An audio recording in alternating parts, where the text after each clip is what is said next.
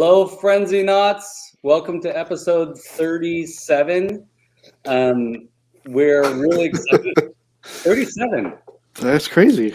I know. It's insane. It's mind blowing. I wish it was 37 again, actually. Yeah, no shit. You know what I think we should do? We should start going backwards. Next episode is going to be 36. The episode after that, 35. We'll just confuse the heck out of people. Yeah, we'll count it back down. Why not? Yeah.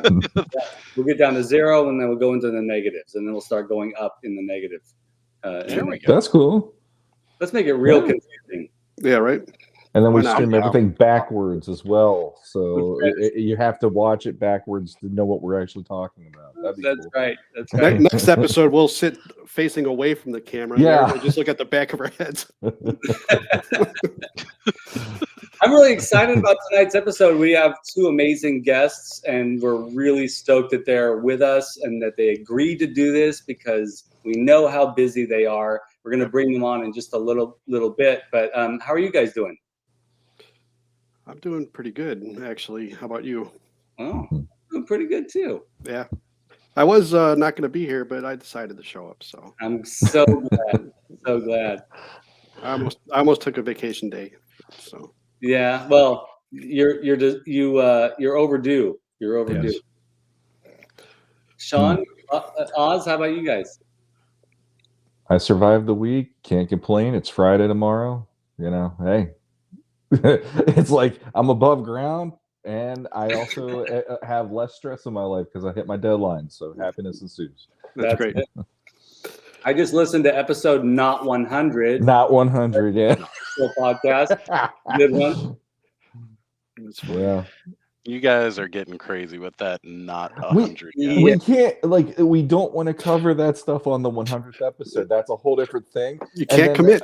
When I saw there was, I think it was Matt actually. He posted that he got the new comic, and I'm like, oh shit, we got that book. We got to talk about that. And he's like, well, it'll be a month until we do, so we might as well do another one. And I'm like, oh, the fans are gonna love us.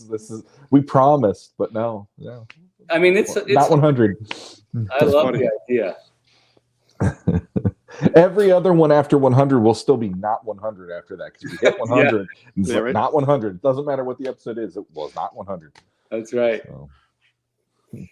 Oz, how about you, man?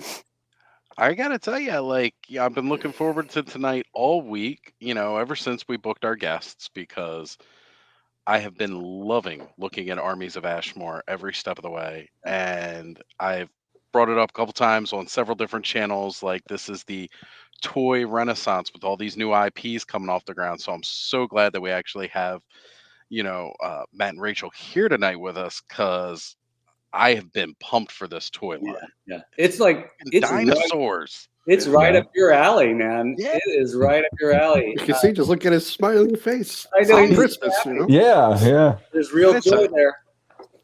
The week started off great. The special live stream on Monday, that was a lot of fun. Shawn, Yeah, Oh, that man. actually. I've never Man. played D&D. I tried it once when I was a teenager, and I gave up after 3 hours of not knowing how to get out of a room. I'm like, Yeah. I'm never doing this again. That was point. And then we do this special episode the other night of Legion's class. We got recess that episode, and I'm sitting there going, but I got to be Rhaegor tonight. That's pretty freaking sweet. So Right? It was a lot of fun. And that's what happened to him last week. He couldn't get out of the room. That's why he missed the last episode. Yeah. He got lost in the closet. Yeah, he got stuck in the closet. Well, All right. let's go ahead and bring our guests on. I know the chat is blowing up, and we're going to get to you all in just a little bit and say hi and thank you. But we're going to bring our guests on right now, and we've got Bud's prepared a very special intro for tonight. So, ladies and gentlemen, we're very excited to present Toy Huntress and Matt Rodriguez. Rachel and Matt Rodriguez.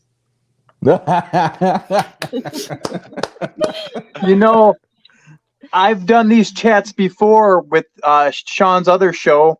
I didn't realize he's on all of these shows, but my name was Matt Rod. Yeah. And then all of a sudden I look, and my wife, she changed the I'm husband. Yeah. Boy, Huntress and husband. I'll take it though. Yeah. Well, it's good to be a husband sometimes, right? Oh, for sure. You gotta get more printing. So listen, you two, we know how busy you are. We know you're getting bombarded with, I hope you're getting bombarded with a ton of interest on this new line that's coming out. And so I'm really excited and stoked that you're both able to join us today. And I feel like that ever since I started getting serious on here and joining the community, you two have been there for me. So it's really exciting to finally get a chance to chat with you two in an event like this. So thanks for being here. No, we appreciate it very much. Thanks for having us. And it's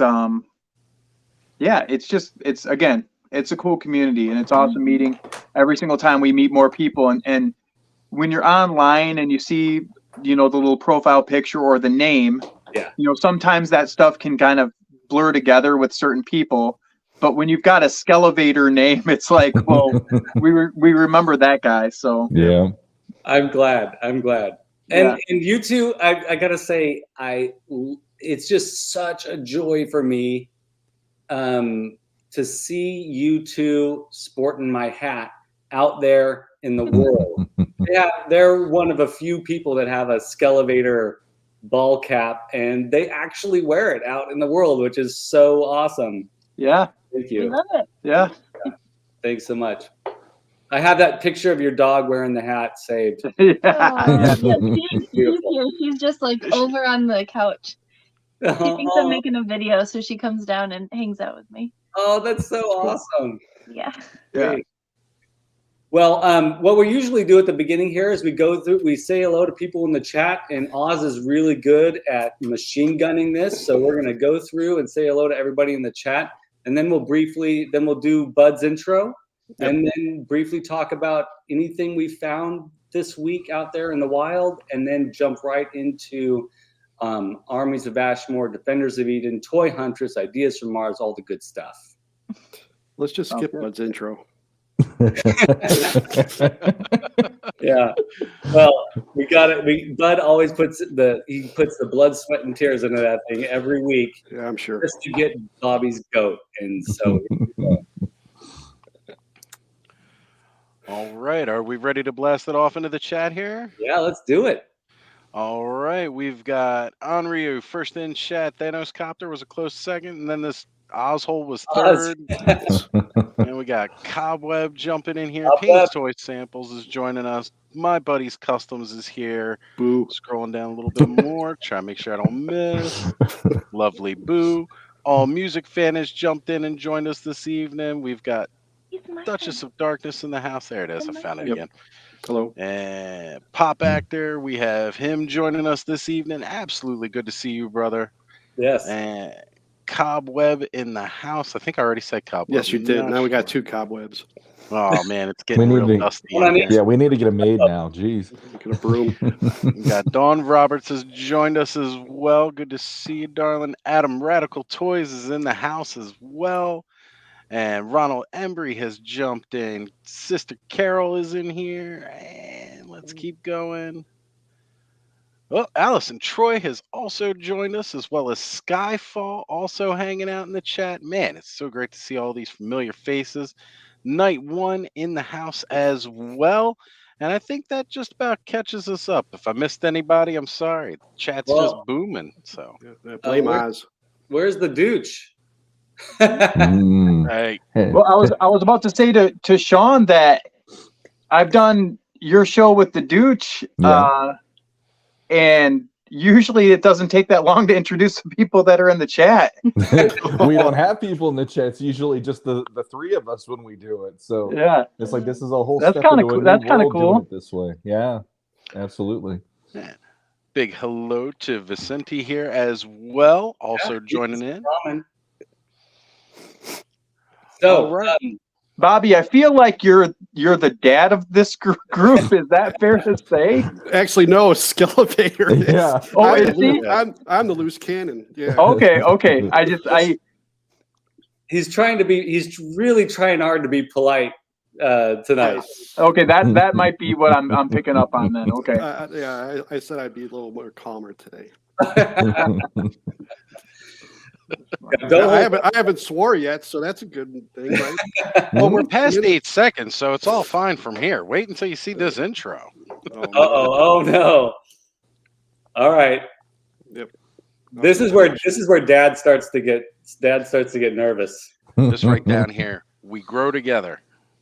Ain't that the truth? That's true. Yeah, that's right. Radical Toys. All right. So getting into the intro here, Shawn, could you give me some crackly static noise coming on? Welcome to Toy Frenzy, your weekly toy live talk show for all you fellow Frenzy-Not Skelevaderites, Bobbies, Blushers, Ozholes, and Scavarniacs. And do we got a show for you? Now, let's introduce our hosts and guests. Emerging from his mound of foam pieces and skewers, the crafter of the frenzy, wielding his heated foam cutter and spray foam, the arch frenzy tech, Skelevader. Wait, this one. From one live show to another, the thumbnail mastermind and the introduction conductor of the Frenzyverse, the once smooth but flocked again, Ostradamus Toys. That's this one. It looks good now. It actually looks good. That length is good. Yeah. I always forgot I wasn't supposed to say anything during the show. It's true, because he's silent but deadly, especially after Taco Bell. The sex appeal of the frenzy and who everyone's mom is talking about. What the fuck is this shit? It's beautiful, blushing thingamabobby Motu.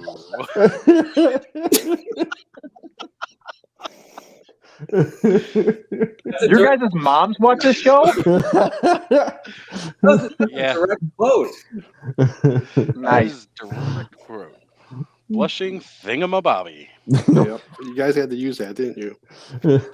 Hey, I had nothing to do with it. Oh yeah, nothing. I hope someone left the door open because he escaped again. Our man from across the Motu Podverse. Please, God, be wearing clothes. It's everyone's favorite funny Uncle Shawn Scavarna. Woohoo! All right. And now, for the first time ever, you've seen her on YouTube, the Scarlet Mistress of Motu, reviewing our favorite figures. It's Toy Huntress. Huntress. I can't do the high pitches well. I apologize. Yeah. It'll come out sounding like this, and that's not really that cool. No, that's very cool. That is very cool. Sounds like Scooter from GoBots. Basically. Kickstarting through the competitors and stampeding your expectations. No million-year-old asteroid is wiping this man out. The creator of the Armies of Ashmore and Defenders of Eden, Matthew Rodriguez. We can't roll our R's like No Jeremy. one does it like Steve. Yeah, Steve. The funny thing is, I'll give you a clue. This is completely off the books, but Steven Bisciotti, I almost can guarantee after getting to know him and his lingo online, he forgot which Hispanic last name mine was, so he stayed on the R and tried to figure out which one it was. Oh my God, that's fantastic. That's really great. That's why it's so dramatic. I'm pretty positive that's what it was because it was early in the days, and he does have that kind of. He can't remember who's the new guy and what their names are and stuff like that. So I'm pretty sure he almost said Rivera, but he landed on the right one. So that's so awesome. I love that. We know the truth, Stephen. Oh my gosh. But before that, we bring your attention to our Patreon shout out to Nolan. coming to you solo today, unless Ray sneaks up behind him with a knife, and then we welcome both of you. Bobby will now give you the official Toy Frenzy salute. Quick, make up a salute on the spot. Don't fail me. There we go. Good enough. Thank you, Nolan, for your support. On the topic of Patreon, if you sign up for any of our 3 Patreons, not only do you help support the show, you get access to many perks. We have a Patreon exclusive Discord server where you can talk about all things toys, music, movies, and collections with over 100 different channels to choose from.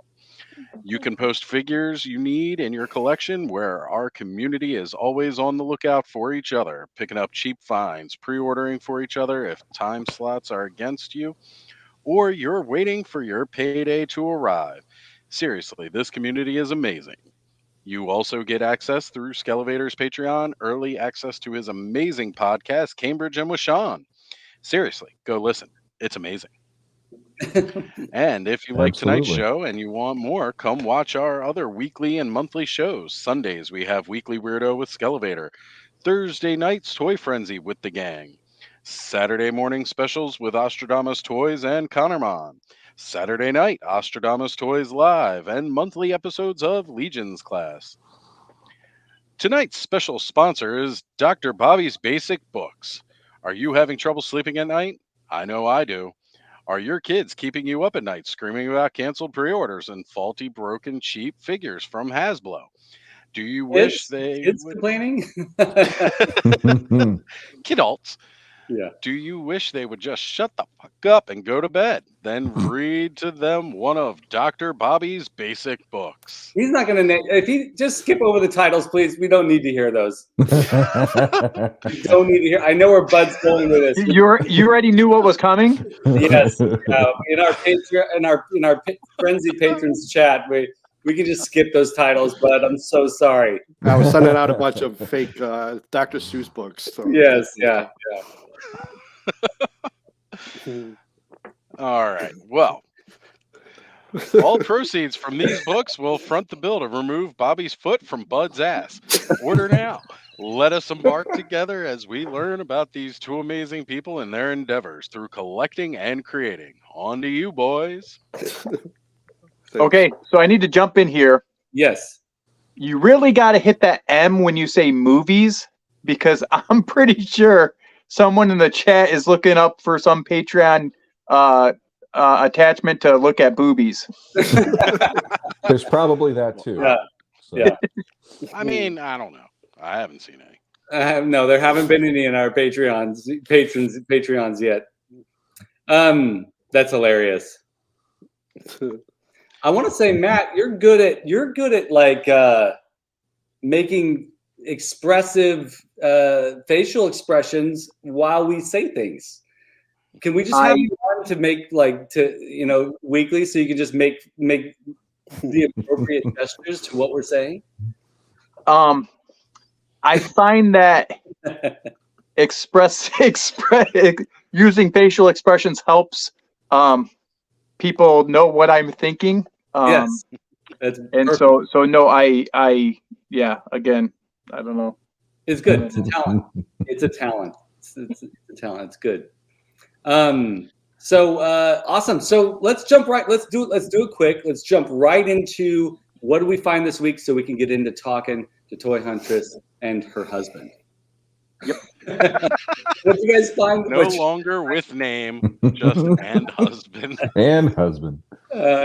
So what'd you all find this week? Anything good? I didn't get anything this week. I haven't been out hunting, so. All right. Okay. Yeah, I've been having to be good, so no, nothing. Nothing. All right. Nothing. So, well, we got a man at arms there. Mm-hmm. So we did a lazy hunt, which was a order on our local Target. My wife was able to find the Revelation. I believe it's. I mean, I would consider it Old Man Duncan. Properly called Dunk the Hunk. Yes. Considering how he looked on the show, sporting a cool tattoo that I would be surprised if nobody has gotten that one yet. But yeah, awesome figure. I'm just kind of messing with them while I was in the green room earlier.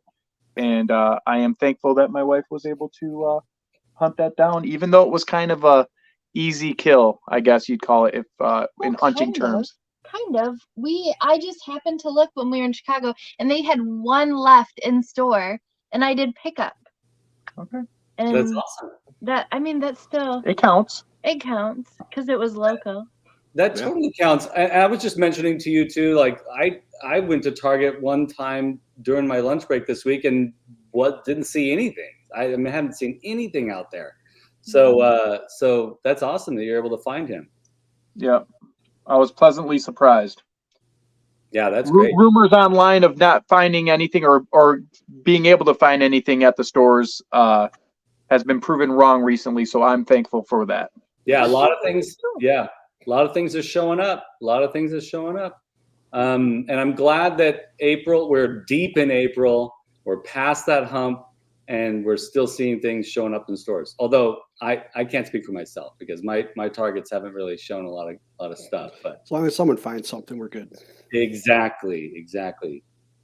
Well, I found, like, this is sort of out of my territory yet in my territory, but I found a few like really good deals on things.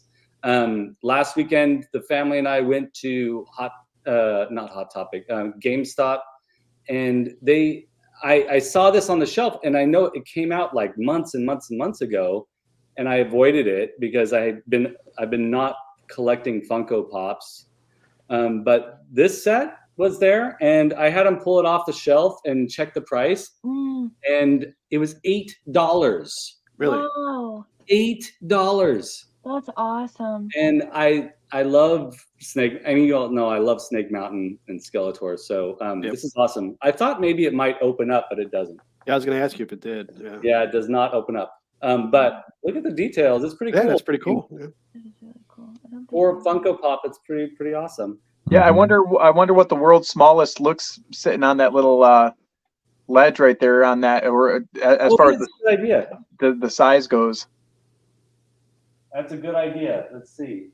Now we got a He-Man here. Are you other guys Funko up or down, or? I don't collect them. No. I'm usually down. I'm usually not into Funko. Yeah. But this I just couldn't resist. So let's see. We got the He-Man here. Yeah, it's like right up his alley. All right. Nice. That's pretty good.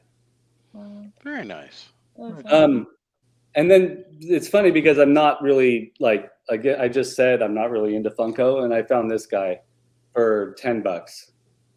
And this is I've been on it, as you all know, I've been on a McDonald Land kick lately, and I just can't stop. This was $10. No, I'm thinking in my Facebook feed and scrolling, you've posted recently the Hamburglar, right? Yeah. Okay. Yeah, he's back in the commercials. So it's on the Cambridge and with Shawn podcast. My friend Mark and I, we were talking about McDonald Land and my obsession with Grimace and the Hamburglar, and then a week later, or a month later, I suppose, Hamburglar's coming back and showing up in McDonald's commercials again, and that's cool. It's weird, we talk about this sometimes, like we get interested in a thing, and somehow the cosmos knows. It's weird, isn't it? It happens to me all the time as well. Yeah, it's so odd. Weird. It's odd.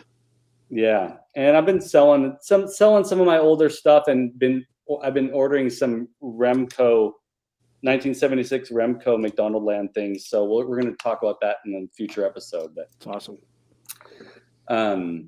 So let's get into the discussion.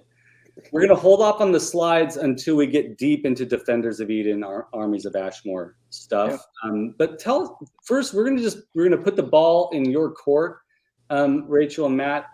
I'm sure a lot of people are curious. What about toys brings you two together? How did you decide to develop the Toy Huntress channel? And then Matt, talk a little bit about your interest in comic books and art, and let's just hear like a solid introduction to you two. Interesting. You're on. I feel like we should have planned for this.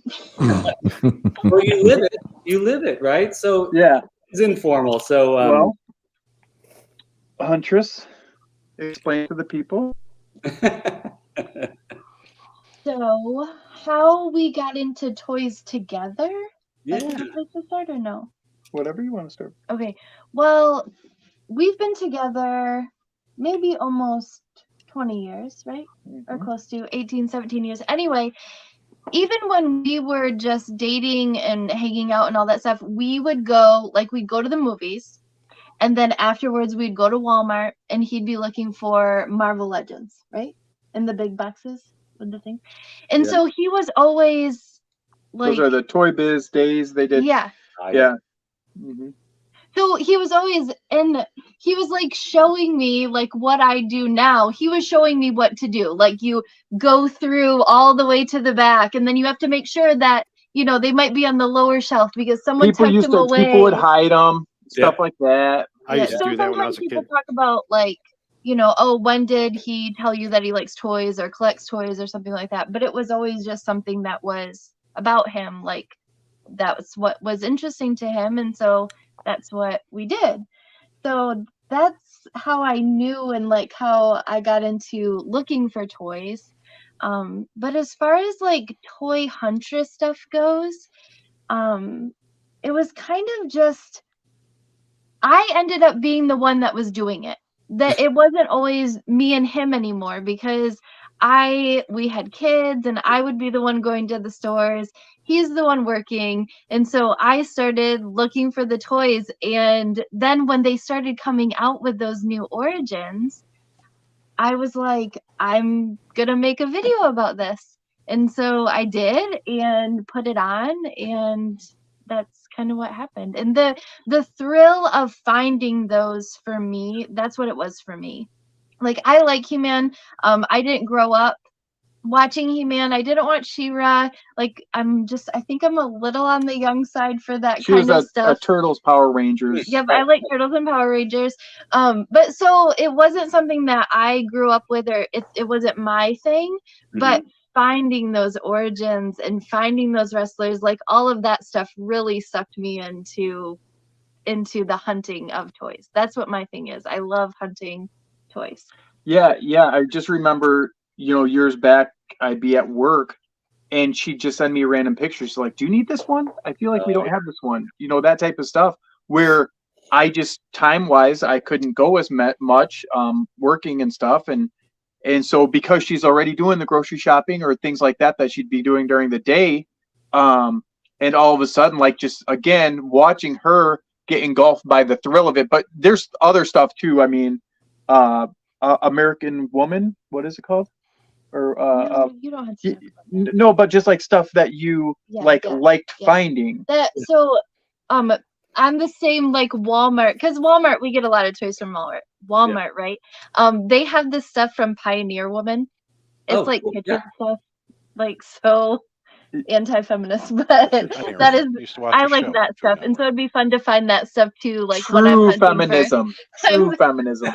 So I'm like finding his toys, and then I'd be like, oh my gosh, they have, the canister set that I was looking for. Yeah, so she'd send me a picture of an origin or something, and she'd send me a picture of like this kitchen thing with like flowers all over it, and I'm like, what's the big deal? And she's like, you can't find these anywhere. Yeah.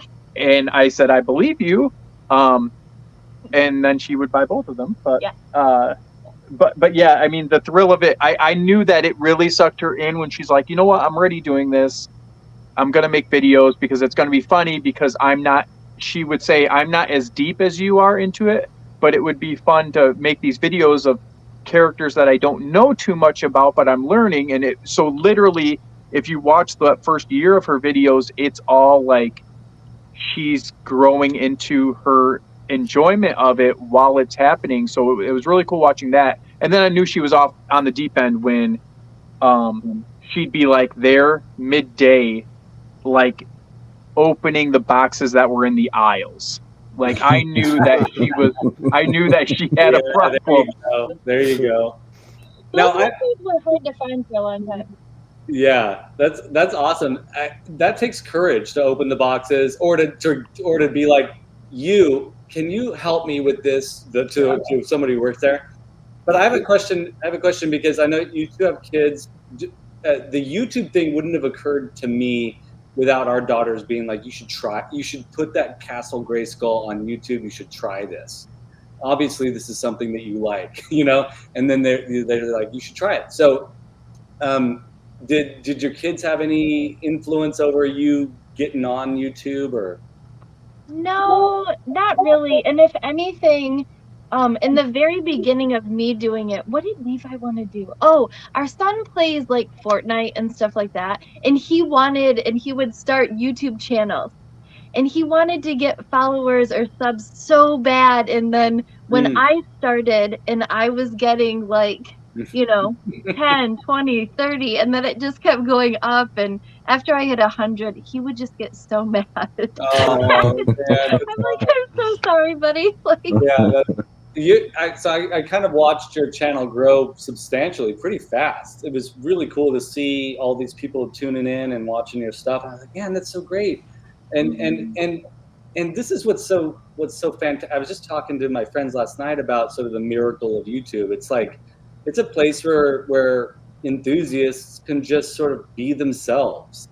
Yeah. And that's probably part of the appeal of your channel, at least my impression of what the appeal of your channel is that, and and pretty much everybody. I mean, that's what I love about Shawn and the Dooch, and that's what I love about talking to Bobby and Oz, and and about Jeremy and Steven too. All these folks are just themselves, and you're doing that too. You're just you, and that's probably why there's a distinct appeal. Right. Yeah. And for me, even watching it early on, well, not early on, but it got to a point where, she would say, oh, should we be editing? Should we be doing this? Should we be doing that? And those types of things. And like that kind of would take the fun and charm out of it, that it's just, this is what it is. And we had, Jeremy DeWitt made that little ditty for her. And it's like, okay, this is perfect. So it was fun. Yeah. It's been a fun journey as far as just watching her do that stuff, because anybody that knows my wife's personality, it's like, it's not, if she asks somebody that she knows, do you think I would ever have a YouTube channel? They would be like, not you, Yeah. So that's what's kind of fun about it too, that she gets to just kind of have fun and goof off and play with my toys. So yeah, that's great. So Oz, just to update everybody, Oz disappeared because the internet keeps disconnecting. So yeah, people were wondering what happened to Oz.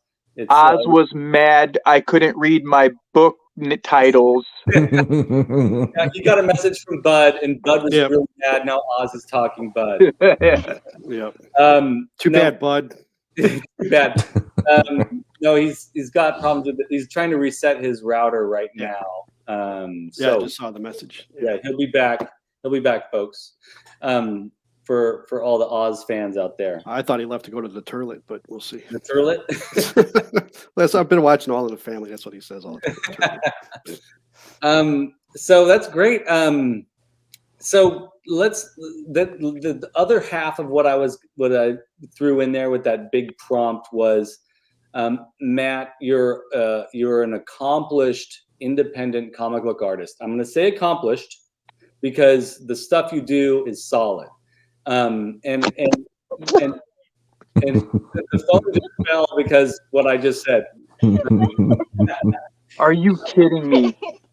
You literally, my phone was like, this guy is full of crap. No, it's good stuff. It's great stuff. So no, I appreciate, and that's what's cool is that we're using this is literally the most. It's my toy Huntress tripod, and it's seen better days. It's falling over as we speak. But so at the end of the day, doing the comic book stuff and having the stuff out there has felt good. But what makes me feel that much more kind of accomplished, like you said, is that when people actually reach out and they're like, I'm enjoying this. Yeah. This is a cool world. This is a cool universe. And so you know, like anybody, like you think your stuff is good or you think you want to do something, and that's fine. But when other people kind of give you that affirmation of like, no, this is cool, stick with it. Because it went from years of just my chicken scratch drawings, and I mean, my wife will tell you I have hundreds of papers all over the house. She got me the iPad, and it was her best purchase of all time. Yeah. But my chicken scratches, and then when I collaborated with CJ and Andrew, and all of a sudden visually, people were able to see more into my brain and say, okay, well that's cool. It's been on kind of an awesome adventure, really. Yeah. Yeah, I mean, Shawn, you're an artist too, so you know, I mean, what Matt just said about sometimes we feel like what we're doing is all right, but hearing it from others really helps solidify a feeling of like accomplishment. I'm sure you can identify with that. Absolutely. I mean, in Matt's case, it's for me, it's head and shoulders over anything I've accomplished because he's creating worlds. Yeah. He's creating characters. He's fleshing them out. He's building stories. And it's like in my head, I've always dabbled with that, but Matt's making it happen. He's actually, you know, putting the thoughts down on paper, getting it out there, doing these Kickstarters, and he's funding these comics, and it's his imagination he's putting out there.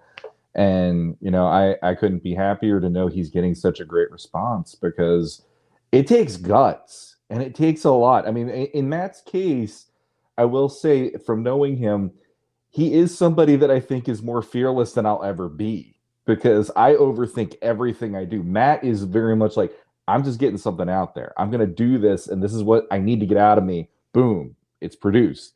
Whereas I take forever to get anything done. That's part of my problem. So it's like his strength is that he produces, he makes it work, he keeps it going, and on top of that, like I said, he's creating these worlds with these comic books and these characters. So yeah, it's like huge kudos. Well, Yeah. I've known him for a long time. No, I've literally. It's funny because I've known Matt as a person, even though we weren't friends yet. I've known him since 2017 when I was listening to the very first Podcasters of the Universe episodes. Yeah. So I've known of his journey at least since 2017. So that's going on 6 years now. Yeah. And, you know, it's like when I hear him on those shows and I remember him talking about that stuff, it's just like, well, that's a guy getting stuff done. You know, that's kudos. No way around it. Hey, I'm just thankful my wife's here to listen to you guys right now. Hey, listen, I think Rachel understands because getting in front of the camera is really difficult. It takes, it's like it's different to think of an idea or to do things sort of as a hobby, than to do it, to take that step close to the edge so that you're feeling nervous about what the hell it is you're doing. And, you know, making stuff, it's constantly that like back and forth from away from the cliff because you're nervous, but then going back towards it because you feel like you got to do it. You got to put yourself out there because, you know, drawing in a journal or writing in a journal or playing drums by yourself in your basement is healthy, but communicating with the larger world could potentially bring a greater change and it's terrifying. I mean, even thinking about this Kickstarter in a few days where like I've gotten nothing but wonderful positive feedback, but still between my ears and in my heart, I'm just like, I'm petrified. You know what I mean? Which is a good, I'm not saying it's a bad thing. It's just, it's the kind of thing where, you know, you're, again, like you said, I'm putting yourself out there a little bit further. And a lot of people don't even know, but I mean, it's kind of cool. You have the people that watch this, like I shot for the moon, like over 10 years ago. If you guys find a Defenders of Eden, there's one failed Kickstarter where I tried to do what I'm doing now before I accomplished everything in this past 10 years. And so So the idea to kind of take that leap was there, but I was obviously very green. And so watching this journey kind of progress where it's like, hey, you know, finding this success and finding this voice creatively, it's really cool. And it's been awesome seeing just the feedback. And I think that will do well with the Kickstarter, but overall, just being creative, I mean, on a personal journey of mine, it's just, I can't not. I mean, Shawn and those guys, like when we talk, like I just love that piece of my brain. I think it took over the rest of my brain. But Shawn, did you see the most recent Off-World logo that turned out pretty decent? Just again, stuff like that feeding into their vision of what they want to do. I'll in like even what you do as Skelevader, it's like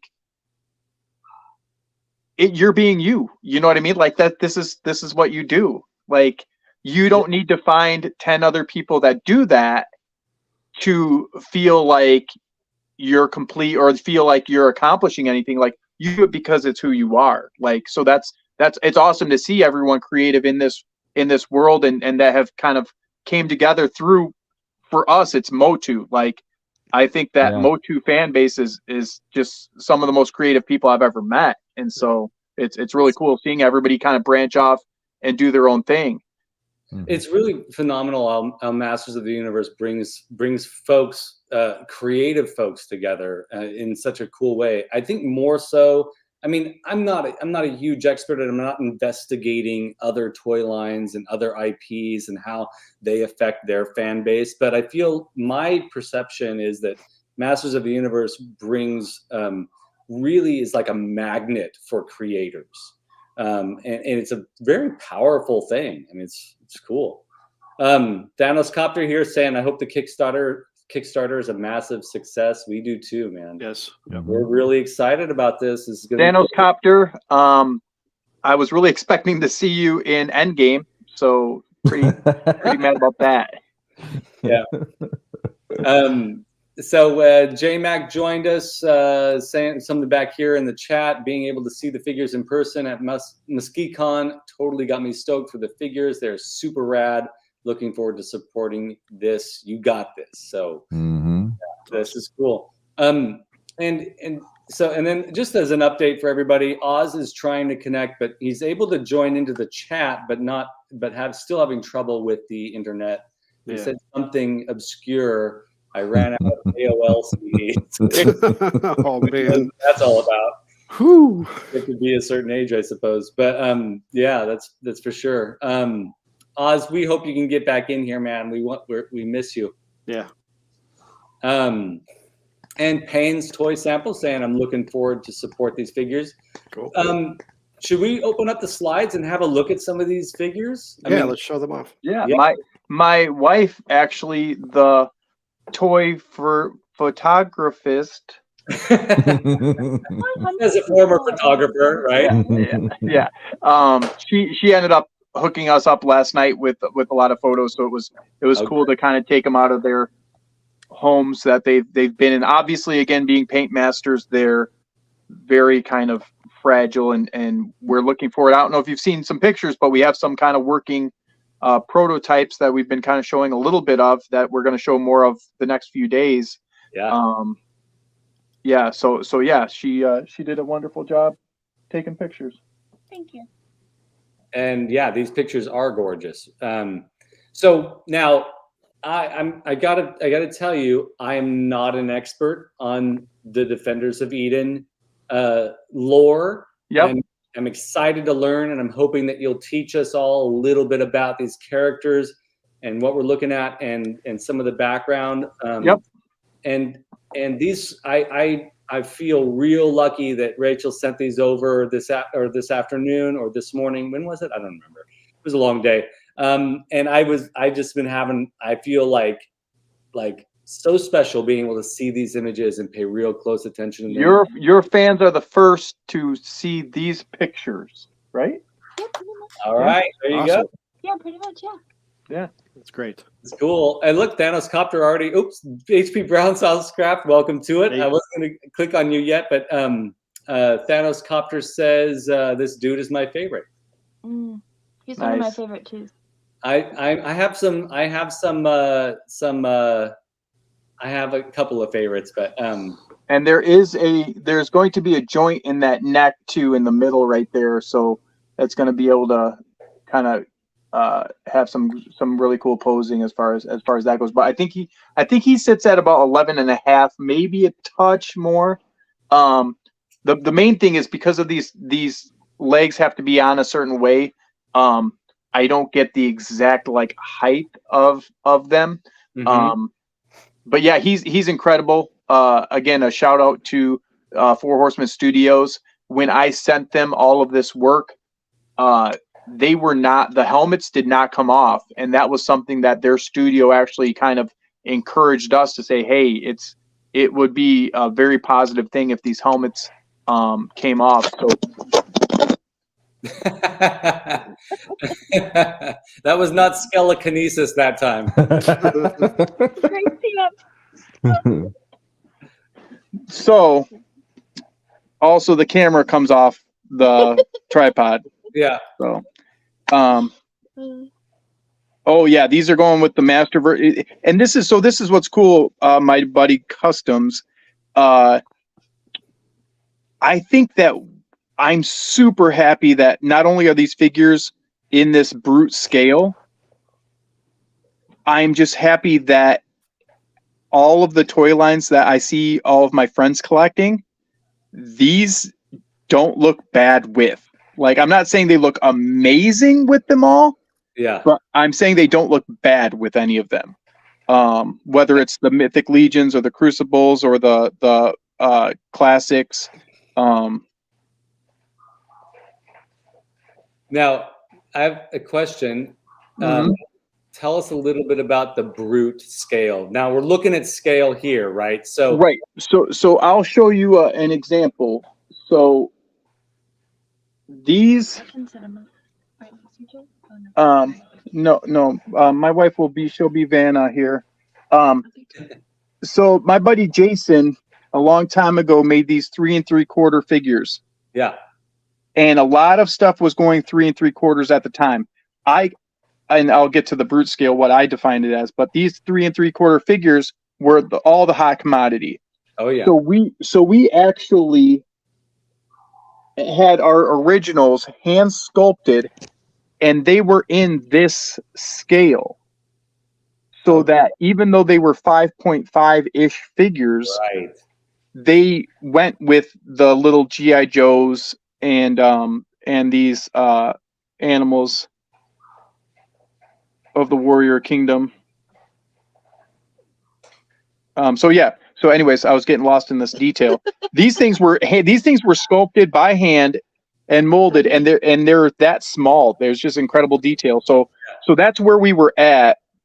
And then every single line went up to the 6.5, 7-inch, human buck style. For the life of me, I don't know this 1 1/12 or this 1/12 or this 1/6 or any of that baloney lingo that people talk about with toys. I don't get it. I don't understand it. I still won't be. I won't use any of those numbers. So everyone went bigger. I only have right here. Well, here actually, we'll use Man at Arms as an example because he's actually pretty big. Oh yeah. Yep. And so we went with what I consider a brute scale, which is larger than the Oh yeah. Wow. Okay, so how do we? Okay, this is bad. This is bad. Are we doing a bad job? Okay, I'm doing a bad job. Sorry, guys. This is live. This is absolutely live. There we go. There we go. And so we. Okay, get that guy out of the Here, way. you hold the thing. So we went with this scale just because of how awesomely big they are. Now, I wouldn't necessarily call it ogre scale because they're a touch shorter, especially with the way the necks move than the ogre, but they're actually wider than the ogre.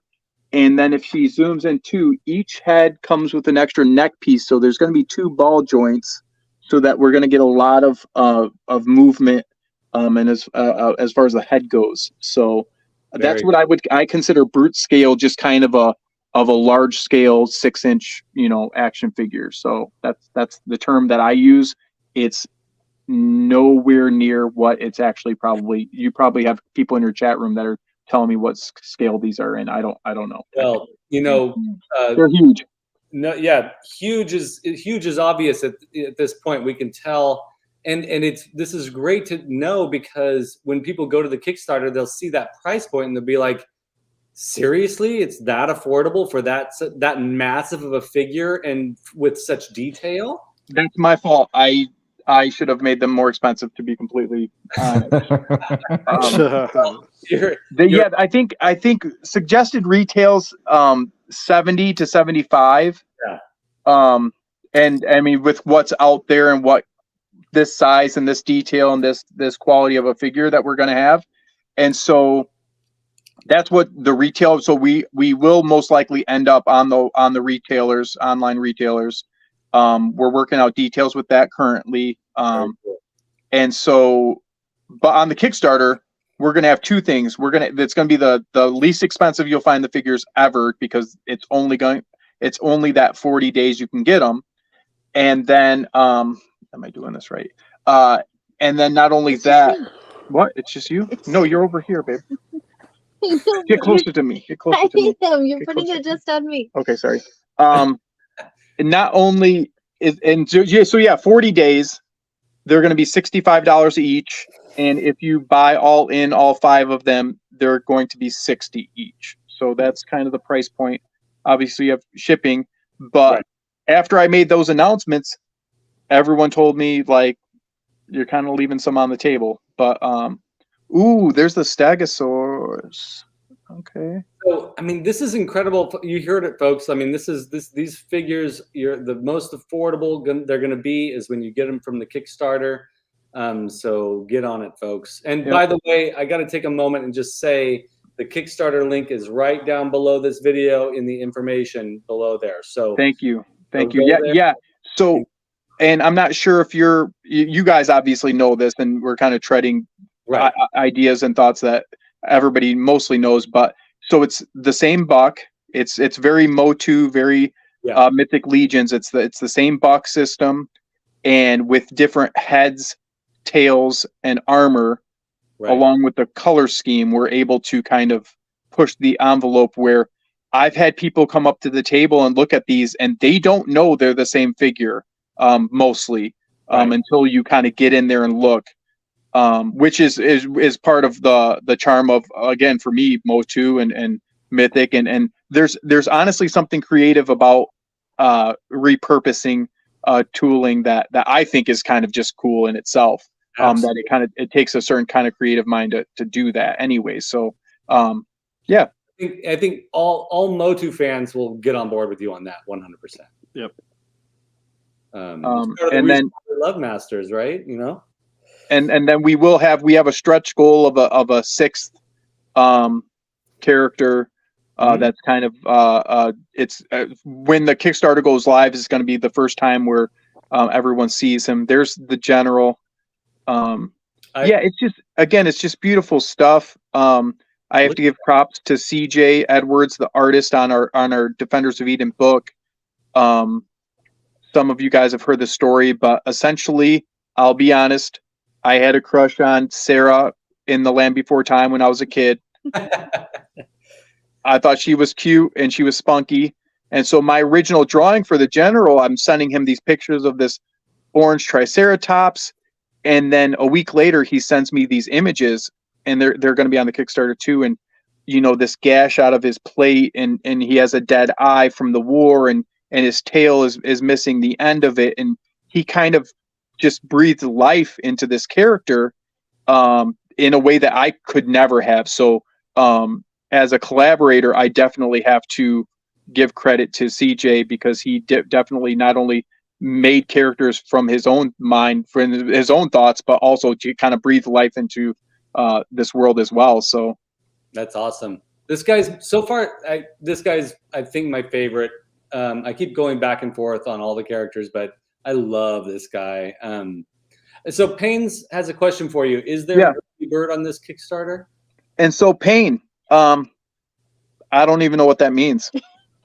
That's how professional I am as a creator. I don't even know what that would even mean. I apologize from the bottom of my heart. If you can actually put another slide up there where Payne explains to me what that is, that'd be great.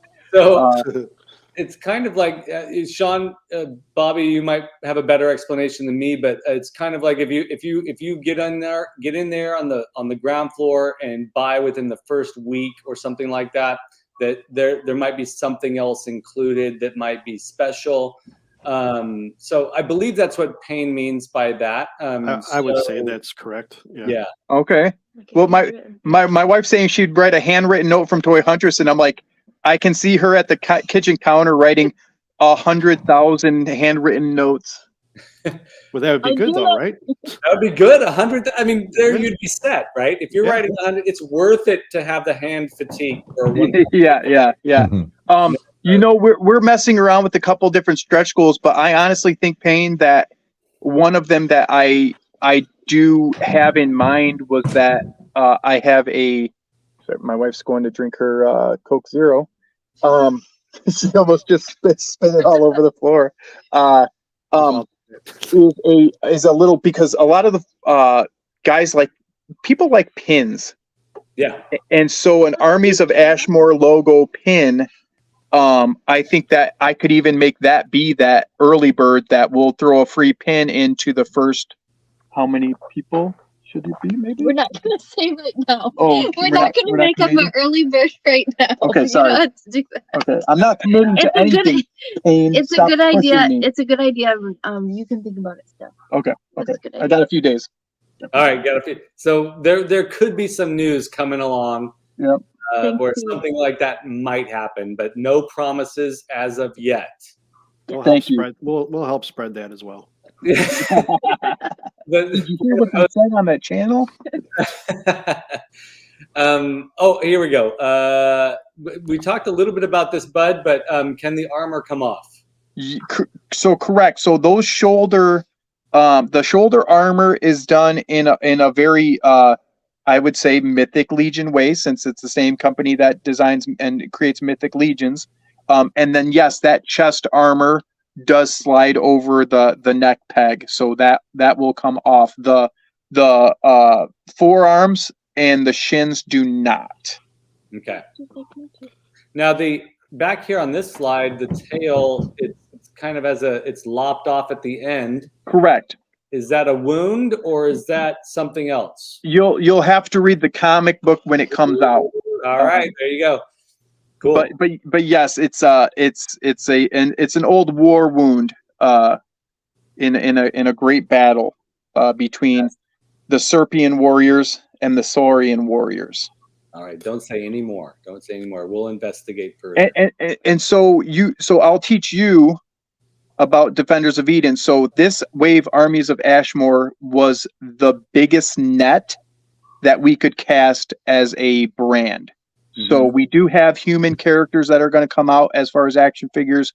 We do have snake characters. We have a bunch of different a bunch of different factions, that type of stuff. Mm-hmm. But as far as this, again, large scale dinosaur shared buck, as far as the cost on tooling, this was the way that we can cast the widest net. And even if you don't want to learn anything about Defenders of Eden and you don't care about comic books, there still might be a chance you look at one of these and think, I want one. Yeah. I want one with my turtles. I want one with my legions or my Motu or my whatever the case may be. So that was very strategic from a financial standpoint. Right. Because again, we have some great, awesome heroes in the book, but all unique tooling. And again, it might not make the waves. And I guarantee you it wouldn't make the waves that this has been making. So Rydor, the infantry warrior, man, he just looks so great. Oh, tell me about his no, that was on Ceros actually. Oh, you did? Yeah, the tip of the horn broke off in packaging. But And even his belt buckle looks so cool. CJ designed that. If you guys go actually to, there's a Toy Defenders of Eden page.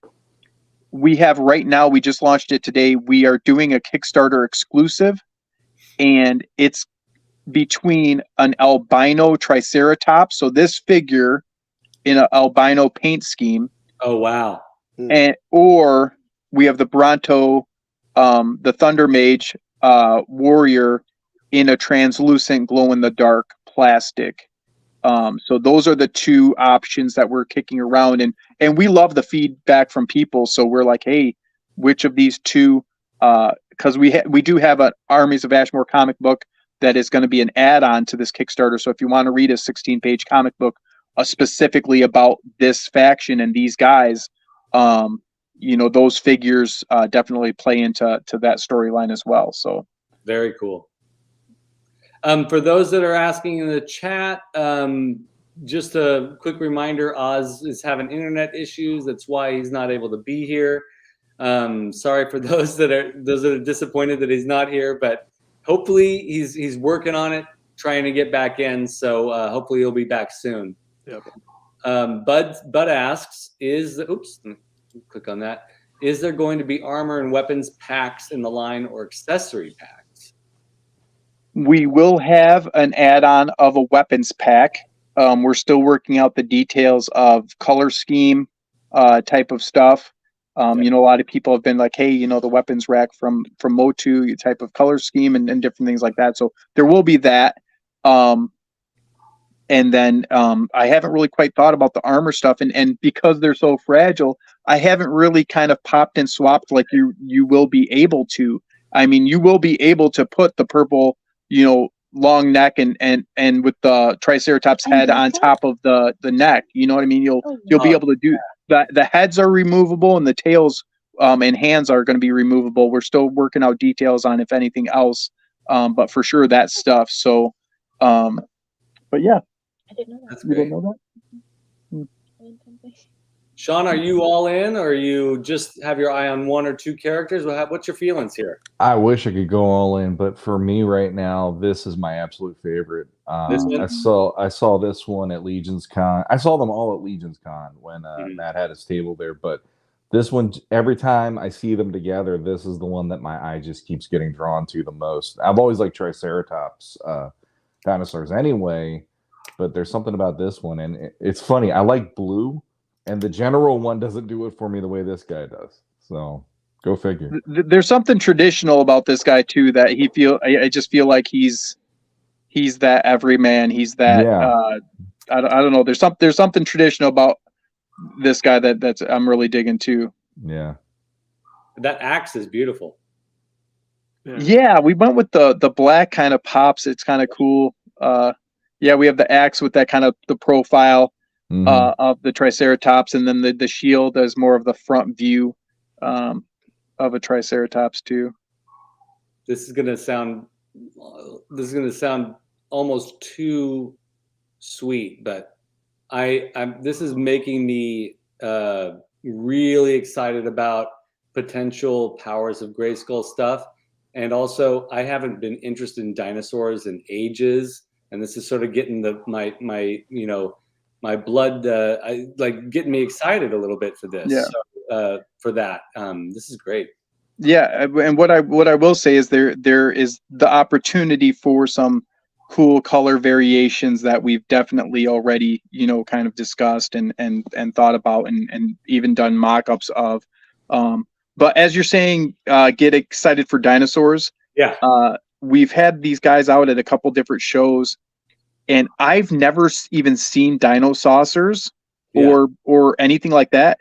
And when people say this reminds them of that, I don't take that as a negative, but as I'm kind of like trying to read into talking to them, after they mention that, the way they talk is, I just think that these bring them to a place in their memory, and dino saucers is what they think of because it's dinosaurs. But it brings them just a place of joy and like just excitement. Because me personally, like I'm like, okay, what's dinosaurs? And I'll like do a Google search and I'm like, like it to me, there's no connection there. Like this is more high fantasy, not sci-fi. But I just think that it brings them there when it comes to the nostalgia. And then that's what it grabs onto is like, oh, dino saucers. But here we got the armor division, Kuzo.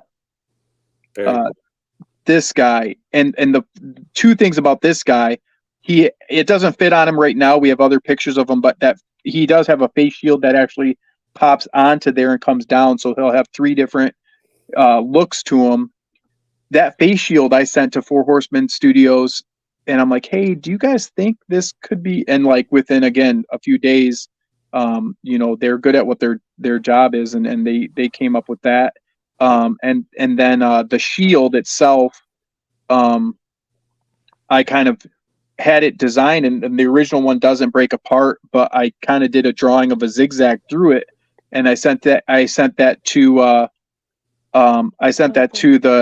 the team, and within a couple days they said, oh yeah, we'll just have to make sure that these pegs are jointed so that they stick together pretty well, and we'll put 2 handles on it. And again, stuff from when you see stuff from your mind just become reality. It's such a cool thing.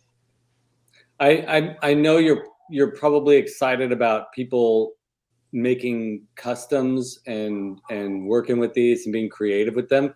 Bobby, this one's for you. When I first saw this guy, I thought I immediately thought of a Guar custom with this guy.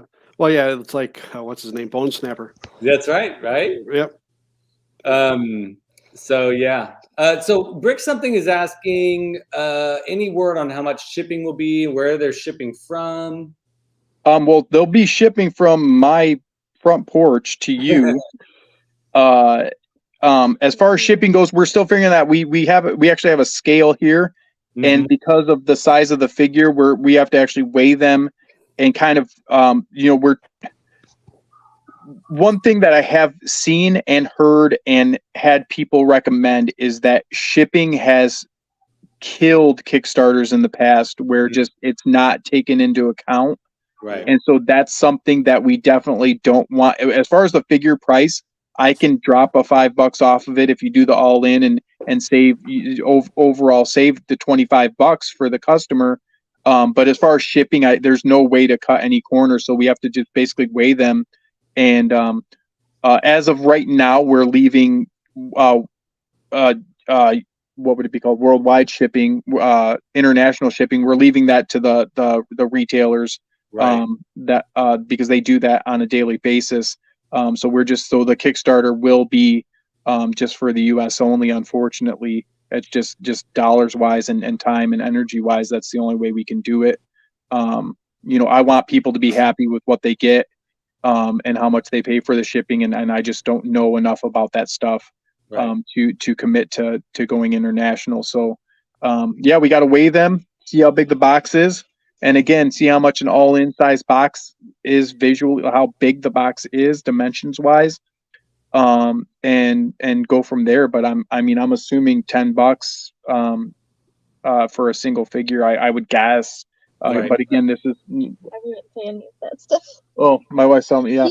He does none of the shipping. I do all the shipping, so he has no idea how much it'll be. We'll figure it out. Yeah, so don't go spreading those rumors. It's on $10 a pop.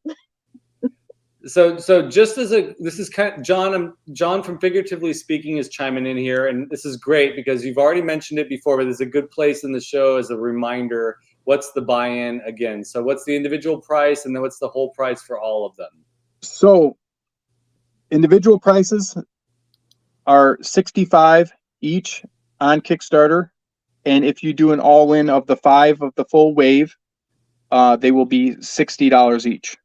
So the all-in buy-in is $300. You get all 5 figures. I'm not going to do 5 times. What's 5 times 9? 45. 63. 45. You get all 45. Well, plus the Bronto.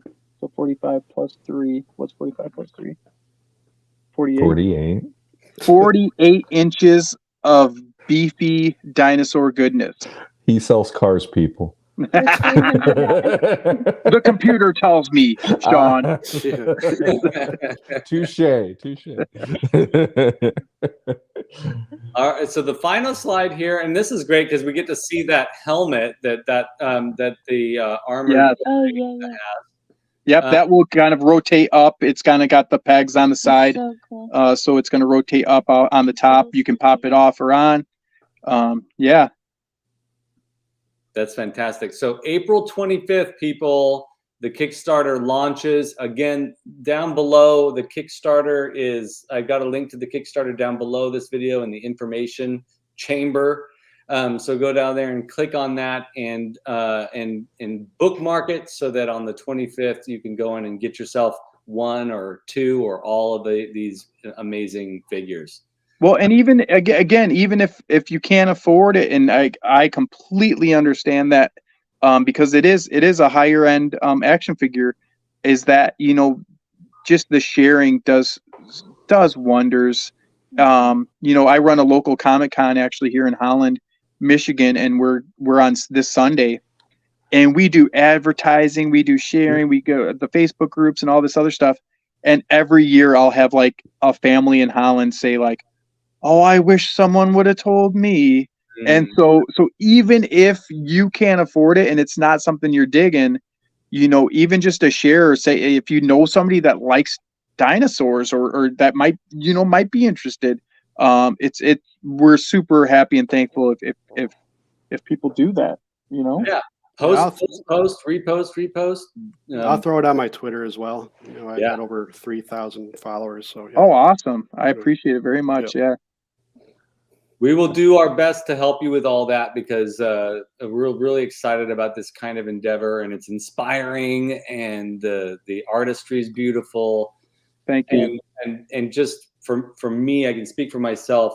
The colors are on point, and that's one thing that it's a little, it's on the vibrant side, and I think that you know, sometimes things need to be that way. You know, we get enough. Same thing with comic books, and I mean this comic book in particular, Defenders of Eden. It's like, I love realistic comic books. I love Saga, and or you know, more serious stuff, Saga or Invincible and different things like that are a little bit more graphic. But the world definitely needs more kind of just family friendly, fun stuff in general. So that this particular brand, under the Ideas from Mars umbrella, is definitely kind of fits into that category of just, hey, you know, it's fun, it's creative, it's colorful, and kind of I guess, you know, leans into that. Yeah, for sure. Oz is saying share it and spread the word, folks. Hashtag Armies of Ashmore, hashtag Defenders of Eden.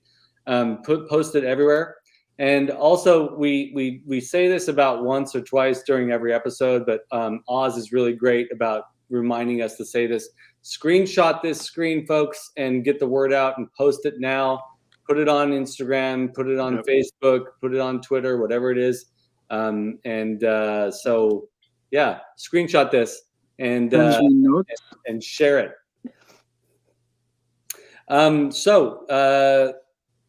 So what, before I take the slides off, is there anything you want me to go back and show? Is there anything you want me to want us to talk about a little bit more? Anything that we missed? No, nothing you guys missed. One thing that I guess I'll throw out there and say is that if people can go to that Facebook page, and I'll give you the link, and just join that group, because that group is going to be the one hub as far as social media wise, where like even if people aren't backing, that's where I'm going to be showing the most stuff, like the most frequently, as far as just kind of updates, you know, like, so for instance, we're considering doing, hey, can we do a blank? Are there enough creative people that would want to buy a blank buck that they can kind of paint up however they want? You know, as we're figuring out those things, this is the kind of the group that I'm going to be doing that stuff in, and trying to get feedback from people as well. So, yeah, I'll be sure and add the Facebook link down there too. So thank you for the reminder. No, I appreciate it. Yeah. Too. So after tonight's episode is over, I'll put that on there and we'll be good to go. Yeah. Johnny Dagger has a good question. When this Kickstarter gets funded, because it will, what would be the tentative ETA that this will ship? We're looking right now, as far as everything looks numbers wise, China factory, all of that stuff. We're looking at first quarter of next year, them being in your hands.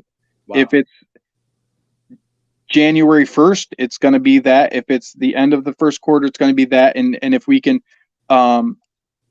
over deliver and under promise are two phrases that have been coming up recently in the past discussions about this, that yes, I want them as quick as possible, but I'm not going to be cutting any corners on quality or any of that stuff with what we're dealing with. So that's the best case scenario. You know, first quarter next year is the plan. So you guys have plenty of time to get those anchors reinforced in your toy shelves, because these guys are going to weigh a little bit. Right. We don't want to hear about anybody getting bumps on their heads from a brontosaurus falling on them. Exactly. So JMax77 says, even if dinos aren't your thing, this line will have a lot of variety in the future based on the source material. Lots to be excited for. Absolutely. JMac, you are like the hype man to my rap battle right now.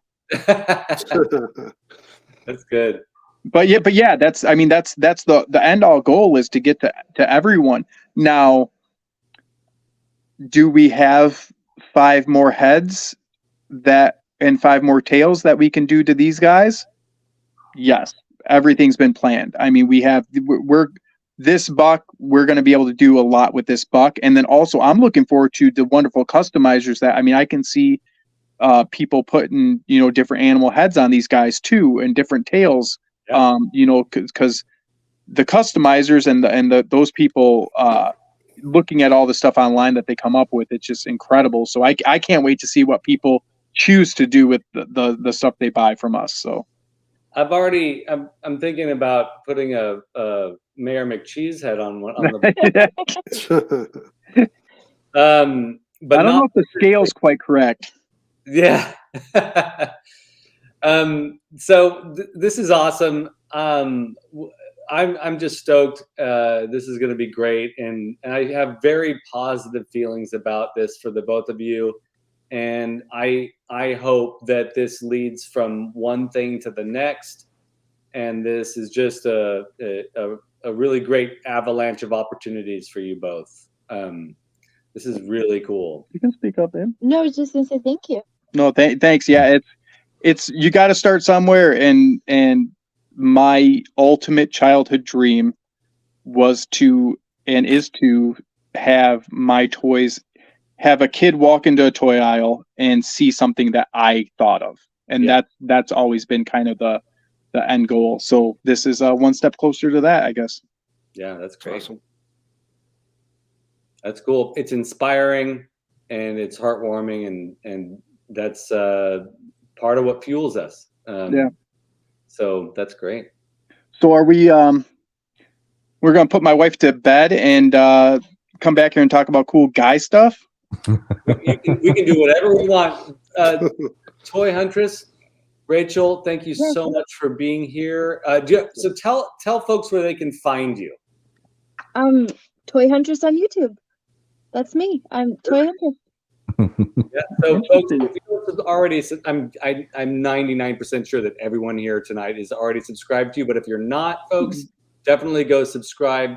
And Toy Huntress, every time she puts out a video, it's always great. Always great. And every time she gets a subscription, her son just cringes more that he's not as cool on the YouTubes as his mom. Yeah, and then now it's Instagram. He's got like sports cards on his Instagram that he wants to do, and he's so mad that I have more subs than him. I'm like, hey, just tell him he's just got to put in the time, put in the work, and that is true.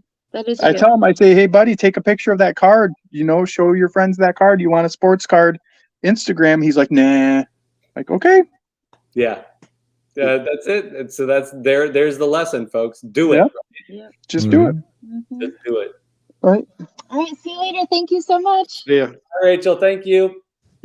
Hey, don't stay up for me, babe. I'm talking cool guy stuff.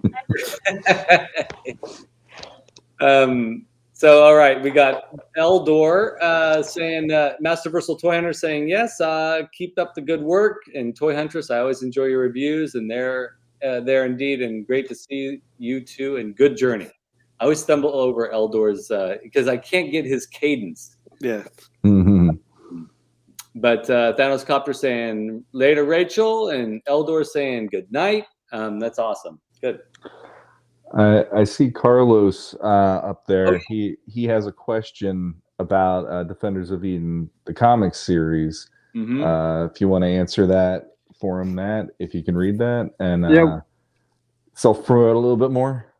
If you can say what he's, Yeah, I'm changing my title on here. So he asked, is there a Defender of Eden comic series available or in the works? Okay, series available or in the works. Okay, so right now we currently have 3 issues published of Defenders of Eden. The 4th issue, actually, it's going to be part of this, available with this Kickstarter, so that you can either buy single issues if you've had one or a couple of them, and then we'll have the trade available. It's awesome getting to that place where this is going to be a trade paperback, and I'm able to say, hey, not that it's the end of the story, but it's an end of a story within this universe. So that's going to be really cool and an awesome accomplishment. But yeah, I mean, as far as being able to get it, some people like to do the digital stuff. And if you reach out to me at ideasfrommars.com, we can work out those details to get you the digital files of that stuff. But locally, I usually sell at a couple local comic shops and local Comic Cons that I'm at. We usually sell the book. So there you go. Brick Sempton has a comment here, right on for thinking about the customizers. Absolutely, that's fantastic. That's the real reason to sell blanks at a lower cost. Would love to get custom heads and tails and not have to ruin a great existing paint job. Yeah. So yeah. Well, and again, that's less work for the factory, and I mean, all the way around, it's kind of a win-win. If we reach the numbers that we're able to do that, we totally are going to do that. So yeah. Bud has a question for you. What is the articulation like for the figures that have tails? Is there tail articulation, I suppose? Yep. So they all have tails on this wave, and they have basically a ball joint right at the body, and then right midway through the tail, there's going to be some sort of articulation. Again, that's when we get into this factory stuff. What works out best? Are we able to do a full ball joint there? Or if it's just going to have a swivel. But yeah, they will have articulation in the tail for sure. And then those tails will be removable. Yeah. That's awesome. And John just said that he subbed to Toy Huntress to the channel. So that's great. Subbed. Yes, he wrote stubbed. Yeah, so that's great. Bobby, what do you think? How do you feel about these figures? They're awesome. I like them. I wish you all the best luck selling them and all the success for that. Yeah. Show me that forearm really quick, Bobby. Uh-huh. It's Trapjaw. That's incredible. Thank you. Nice. So I'm assuming favorite? Yes, definitely. You're a Trapjaw guy? Okay. Yes, nice. I am. Yeah. I love me some Trapjaw. How do you feel about the Origins comic of him, the Icons of Evil Cronus sort of storyline that came out and has been become part of his character? How do you feel about that? Because I assume you're older like us, that you like Trapjaw when he was just Trapjaw before all of that. Yep. How do you feel about the addition to that? It's a different universe. It's 2000X with that. It's okay. I like the original better. Always will. Even like Skeletor and stuff. The Keldor thing it's not my thing, but okay. Yeah, but I'm not a big fan of Cronus. I don't like the way he looks. Okay. I don't really like that whole part of him, but Other Okay. than that, it's doable. But I like him in 2000X as Trapjaw, but I don't not the colors. Yeah. Shawn, you've heard. I think you've heard this theory, but since now we have a official, Bobby is the Trapjaw person. I'm gonna throw something out there that I throw out at Motu people. Have you ever heard of my Trapjaw theory, Bobby? No. So, the original figure of Man-at-Arms, his color is green. Yes. At no point did we assume that that was his skin color. Correct. Same with Mechanic, blue. Right. I've always thought that there was a possibility that Trapjaw was a green character with a blue suit on, and how that would visually look if you take that thought and you compare it to every other figure in the line. It seems to make sense to me. So that's why when Cronus stuff came out and they kind of just made him blue, it threw me off a little bit because and then he's got the mechanics on the arm that sort of were the same color blue. So I'm thinking that it's a blue suit. So creatively in my head, I'm going down the path of thinking, okay, was that the original intent? And was it just something that wasn't a big enough a deal that anyone, because again, no one's like, was Mechanic a blue guy that got a human head put on him or whatever? You know what I'm saying? Yes, yeah, I got it. I don't think there's much thought put into it. I think they just went with colors, and that was basically it. Right. Yeah. So, yeah. I love the theory that he's wearing a blue leotard. I mean, I love that. I think because again, that was everyone else. Like as far as those figures went. Yeah, I think he's Frogmonger who had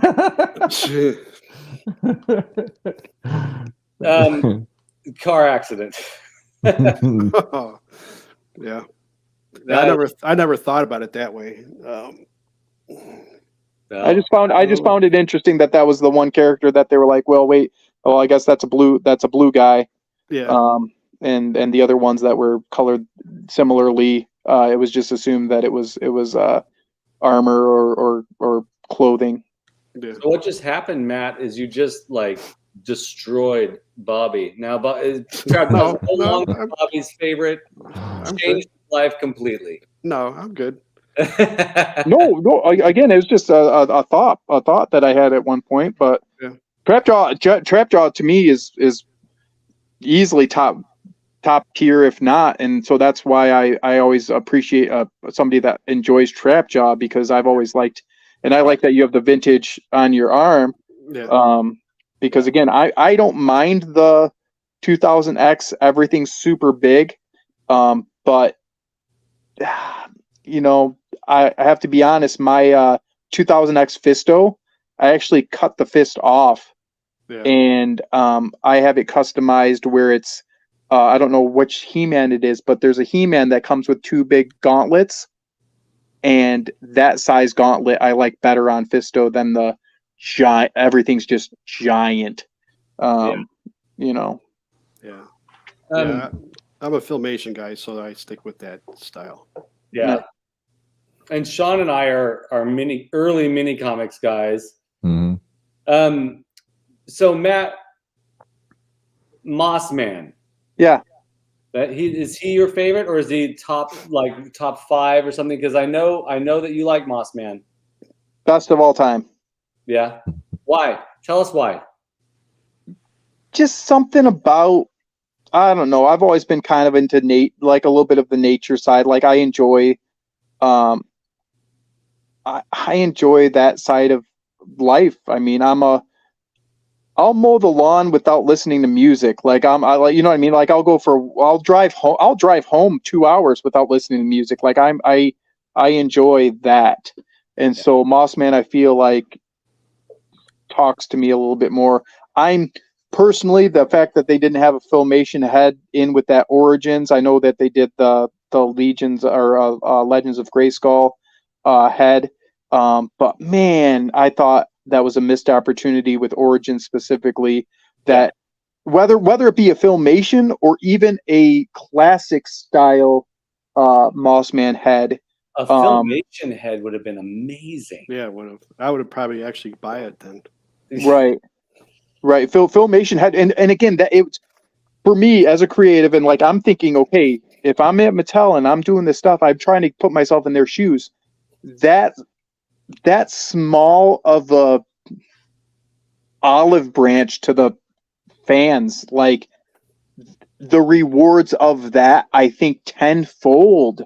So that's for me. I'm just like, how do you not?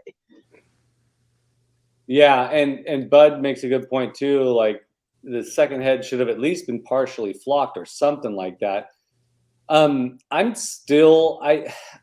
This is what sells me on the Origins Mossman 100%. Is that they brought back the vintage Beastman head sculpt with the open mouth. Yeah. And so it's like there are a few Origins figures that are so close to the vintage that it's like it's beautiful. The Spikor that's coming out looks just like the vintage. There are a few others I can't think of, but the ones that are slightly different, I'm always like a little bit less inclined to love it. And I do not think that the Lords of Power head works, but not for Mobs, man. No. Yeah, I'm definitely on board though still to get the figure and open them up and smell that smell and have a vintage looking Beastman. I mean Mossman. I'm saying Beastman because I'm thinking of the head. Yeah. I'm also curious to see how many people are going to customize the fangs and paint over those fangs and make flat teeth. Well, that's how they did the original figure. That's right. That's right. Just paint over the fangs. That's right. So are you all in on Origins or Masterverse, or are you sort of picking and choosing, Matt? Yeah, I mean I'm all in. I'm all in on it all, to be completely honest with you. I'm looking at the toys right now.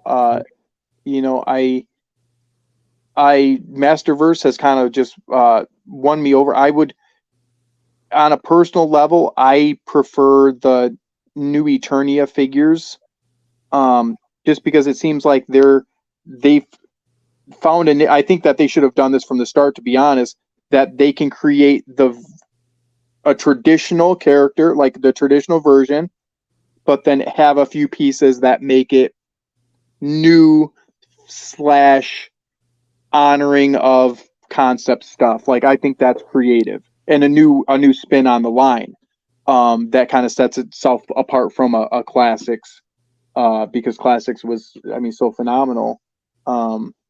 But yeah, I think I'm enjoying New Adventures very much. Or excuse me, yeah, New Eternia, very much with those figures, and then Origins, like you said, the vintage ones, basically they were what we had as kids, but they're not just either in your hands playing or laying on the ground or on a battle cat, like, you know what I mean, like because that's how it was. You look at any pictures of me with my toys when I was a kid, they're just laying on the ground because I'm playing with them. You know, They're not set up, standing, you know, in fighting poses. They're just laying there. Yeah. And I don't know how Joe fans and Star Wars fans played with their toys as kids. I just remember Master Universe just being all about that, like all about being creative. That's right. Mm-hmm. Shoving them in the dirt. Hiding them up in trees, like all that stuff. I did the same thing with my Star Wars figures, though, too. You did? Yeah, I did too. Yeah. I mean, I was out there. So you guys were fans of both, then? I mean, as far as that, I'm not trying to call out age wise. Where you guys sitting? Yeah, I'm 49. Okay. Yeah. I'm 46. Okay, so how did you fall for Masters then? I mean, obviously, because Star Wars, like toy wise, they're night and day. Right. Yeah. Was it just an appeal to, like you said, the color and the size? Yeah, I think the characters it was fresh. Star Wars was It was the thing, but I was really young, and then I peaked right when Masters came out. So, and the Filmation cartoon and all that. Yeah, it was just amazing. Once I got those, it was like that was everything. It was Masters after that. That's cool. All my Star Wars got put away. And always It was played like Masters. I would go back and forth, and it was like Masters was fantastic, and Star Wars felt very grounded. So I felt like I couldn't have one without the other. Does that make sense? It's like having you can't have it was kind of like you can't have dragons without lizards type of thing. Even though they're both fantasy, Star Wars felt very real to me. Even the weird creatures, I felt very real, and Masters always felt fantastic, unreal, and so I felt like I was attached to both for those two reasons. Yeah, and they're both different too. Masters, you have all those characters, the sword and sorcery stuff, and it has sci-fi in it too. But it's just, well, He-Man. It's because he's more of the hero. I mean, there's a lot of heroes in Star Wars. Compared, like Han Solo and Luke are like almost even to me in my eyes. But He-Man was the focus point, and the focus of the evil, and it's just cool stuff. Yeah. Shawn, were you a Star Wars guy too? I was by proxy because my mom, when my parents were dating, they were going to see Star Wars, and then the next year I showed up. So I don't know, but it's like there's a part of it. I guess the Force created me, or something. I don't know. Yeah, I was gonna say your name. You're lucky you didn't end up with some Star Wars name. It sounds like actually, it's close enough to Han that I'm cool with that. And Shawn, we have to forget all those ideas. Is midichlorians? Midichlorians, yeah. Thank you, episode 1, for neutering any idea I ever had of being able to use the Force ever. No miracles here. Yeah, exactly. No, I mean, my mom was like head over heels for Star Wars. I remember that, and she would like tell me the stories she would read from like Starlog magazine in the 80s, and they had something about like Obi-Wan and Anakin fought on this lava planet before he becomes Vader, and she's like explaining what she's reading to me, and I'm there like my head's exploding, thinking, like I would literally like, what do I have to give to be able to see this? But Masters just hit.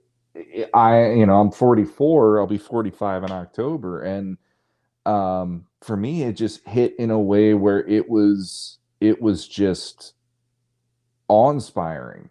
And it was probably because everything up until Masters my mom was cool with. She would let me buy Superman. They had the little Mego pocket figures and stuff. She bought me the Superman and all the superheroes.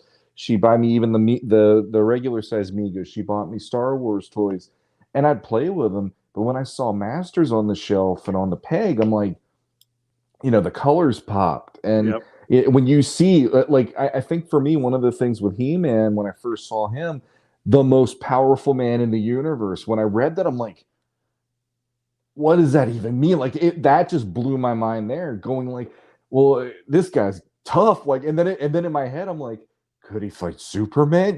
So it's like this whole thing of here's this toy line that's giving you this, the most powerful man in the universe, the Lord of Destruction.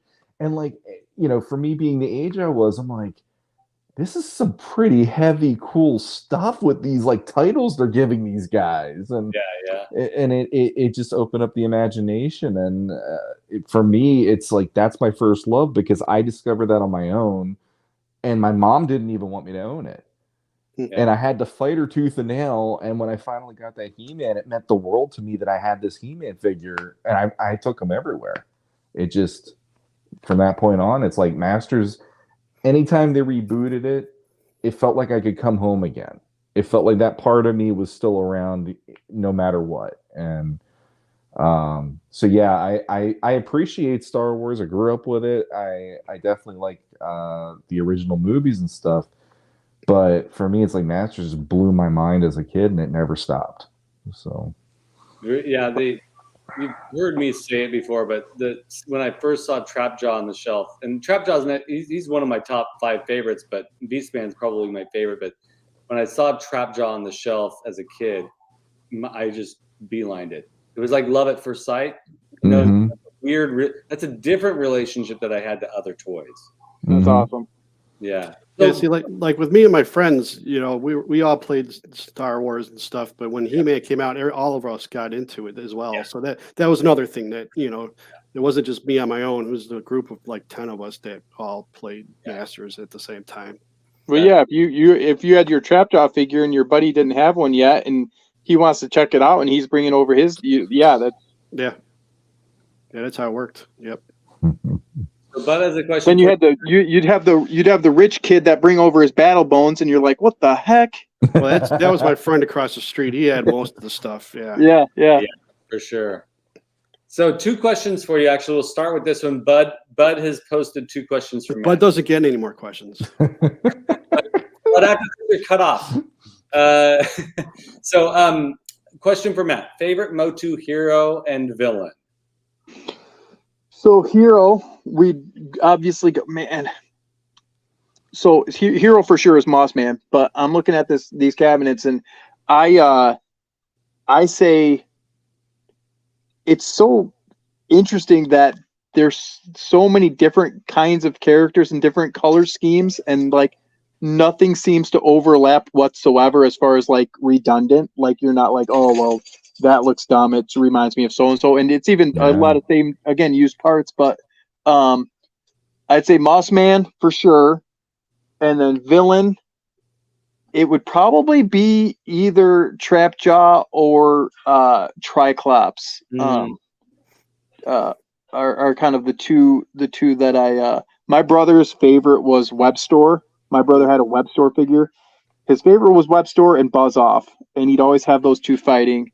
That's cool. And I always just liked Trapjaw and Triclops because there was a certain intellect, I thought, whether or not it was in the show or not, but like that I just thought that they had that wasn't just a for lack of a better term for me, it wasn't just a goofy villain. It was I pictured them as guys that could have been good guys, but this is their mindset and this is the way they're going. So looks like Gracie wants to go sleep with the Huntress. I gotta let her out. Oh, hi, puppy. Dogs are great. Good night, Gracie. So, now he's showing off his Waterworld collection. Yeah, that's another one he loves. Yeah, there's about $8 worth of figures on that wall alone. That's awesome. Big spender. Do you think that it's for me with Triclops and Trapjaw, it was the very simple play features, the turning eyes and the movable jaw that really out for me. I liked Webstore too, and I liked Buzz Off too, but those very simple play features on those 2 characters outweighed all the other play features for other characters. It was stuff for me. You never saw it. Like you never saw it. So the idea, the creativity behind it, when you spin that head and the different eyes come, you're like, what is this magic? Like, what is it? Who thought of this? Mm-hmm. All right. Next question from Bud. Favorite Motu vehicle and playset? Okay, so vehicle for sure, because I never had it, and I remember finding a beat up partial one when I was a little bit older at like Antique Place. Is it now the name Bashosaurus? Is that the full name? Mm-hmm. That whole thing. As a kid, it would be between that and it would be the now title wise, Dragon. Is it Stalker? Dragon Walker? Dragon Walker. Dragon Walker. I love it. And again, the color of it and the design of that face creatively, like just was interesting. And again, it was a cool feature. Was it an evil, or what was the other part of the question? Playset. Playset. So playset would be the next one. Yeah, playset just had to be. It didn't matter if you were a kid with every accessory in the Castle Grayskull, Right. or you had nothing but the 2 pieces of shell. Yeah. Mm-hmm. You can put the 2 pieces of Castle Grayskull shell on the ground right now in any house, and if there's a kid between the age of 2 and 8, they will play with it. And it's just it's this weird phenomenon, and I don't think it'll ever happen again. But that thing stands the test of time. I've gotten home before, and there's like Gambit fighting Mechanic fighting, the Star Wars. Like I have little Star Wars or Robin Hood figure in Castle Grayskull. Like there's just something about Castle Grayskull that you can line up all the castles and all the vehicles and accessories. This is how me and my brother used to do it. We used to pick our teams, and so we'd line up all the vehicles, all the play sets, and all the toys, and we'd pick our whole team. So I'd have all my Toy Biz X-Men figures, and I'd have my He-Man figures. Castle Grayskull is picked first, like when it comes down to the play sets. Like that's it. And it doesn't even matter if you're a Motu guy. Like if you were a Star Wars kid and you were lining up everything, you'd pick Castle Grayskull. That's just how it was. And actually, the 3.75-inch figures work great in Castle Grayskull. Yep. Except for the throne. But Yeah. So we have a lot of questions from Bud. He's just like throwing questions. Yeah, Bud can go to bed. But one good one that that Bud is asking here for Matt is thoughts on Rulers of the Sun being added to Origins, and would you like to see more lines like Fuerza T being added? You know about Fuerza T, right?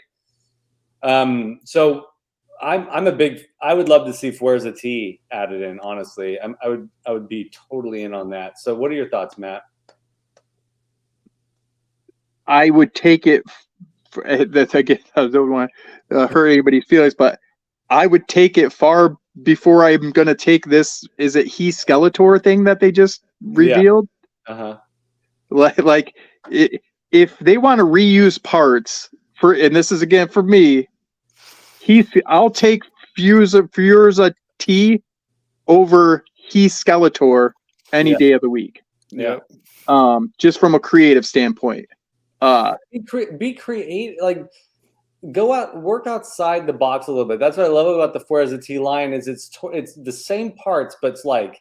Well, and if you look at the WWE Eternia guys, I mean, there's some pretty cool creative stuff with a few of those characters, and I'm like, hey, if I was huge into wrestling, I would think that's incredible. I mean, I had a Junkyard Dog thumb wrestler as a kid, and it was I just remember having that thumb wrestler.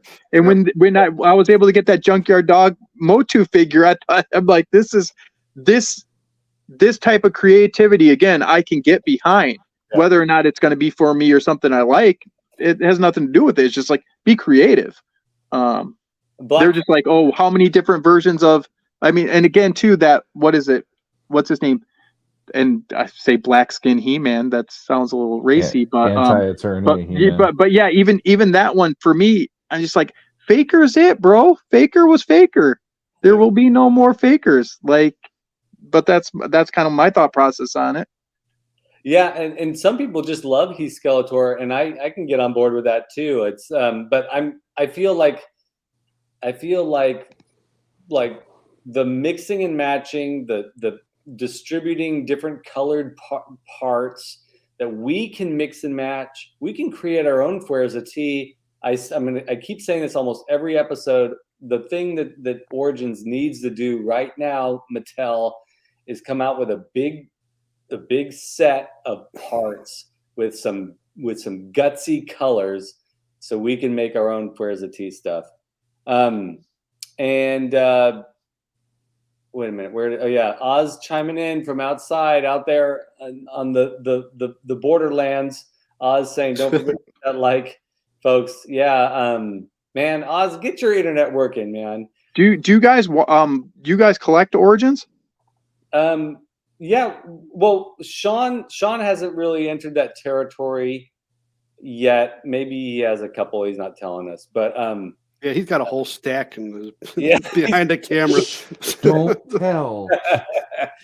But Shawn, I don't mean to speak for you. Tell us about your relationship to Origins. I'm one of those people where I'm glad they're out there for the fans who love them. To me, I just don't personally see what everybody else sees, because I feel like the line ever since 2000X, it's always gone a little more detailed, and that's more the way I want to see things personally. So when I see like the very yellow, bright color He-Man hair and some of that stuff, it's like, I'm glad it's there for the people that really want it, but it is not speaking to me in any way, shape, or form the way that it is for those who love it. So, you mean Goofy Face Kronos doesn't do it for you? Cronus? Goofy Face Cronus. When I saw that one, I was like, I make that face when I'm usually on the toilet. I'm glad they have a figure that finally represents my pain. You know, like I just, when I saw that one, I was like, I don't want to be mean to people, but really they let that out. Like, what is going on with that face? Yeah. Like, that's why it's a 2-pack. And I gotta chime in here. I might have a controversial stance on this. I was going through stuff to sell recently, and I was like, I can easily sell this Cronus for like $2 online or something. And so I set it aside with the things I've been trying to sell, and I can't. I looked at him again, and I'm like, this guy's special. He's special. He is special. Yeah, right. I kind of love this. I kind of love the derpy Cronus. Mm-hmm. There's something unique about that guy, and it goes against everything, because I'm a Trapjaw as Trapjaw guy, and I love the 2000X show, but I am a Trapjaw as Trapjaw. So question for you and Bobby, Trapjaw as Trapjaw. Do you prefer, like with like a classics, do you prefer that?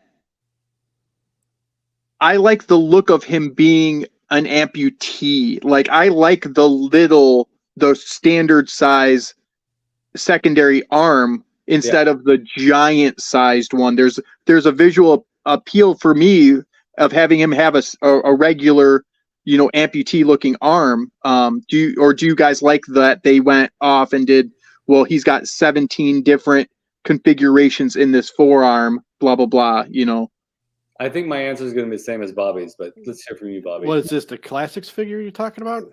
Well, the classics figure, that it sits more, that it doesn't have to be overdone as far as trying to make it overdone. Like, it's standard. This is how I like it, just like this. He's got the gun. Ooh, yeah. Yeah. I'm my favorite version of Trapjaw is the vintage through and through. Oh, mine is too. That's I think I like the rigidness of the arm. Yeah. I like that it looks like it's lopped off when you take the part off. Oh, is that what you mean? You didn't like the extended part on the? Is that what you're talking about? Bend? Yeah, no, I'd rather have it the straight stubbed. Yeah, like the vintage. Yeah. Yeah. So he's cool. That Motu, you look at a figure like Trapjaw and you're just like, this guy's got a story. Well, he's got everything. That's the thing. He's got it all. He's got the look. Yeah, he's amazing. Mm-hmm. I do like the Origins version of Trapjaw. I think he's pretty gorgeous. He's all right. J-Mac, I would save all the toys on the island of misfit toys. I would.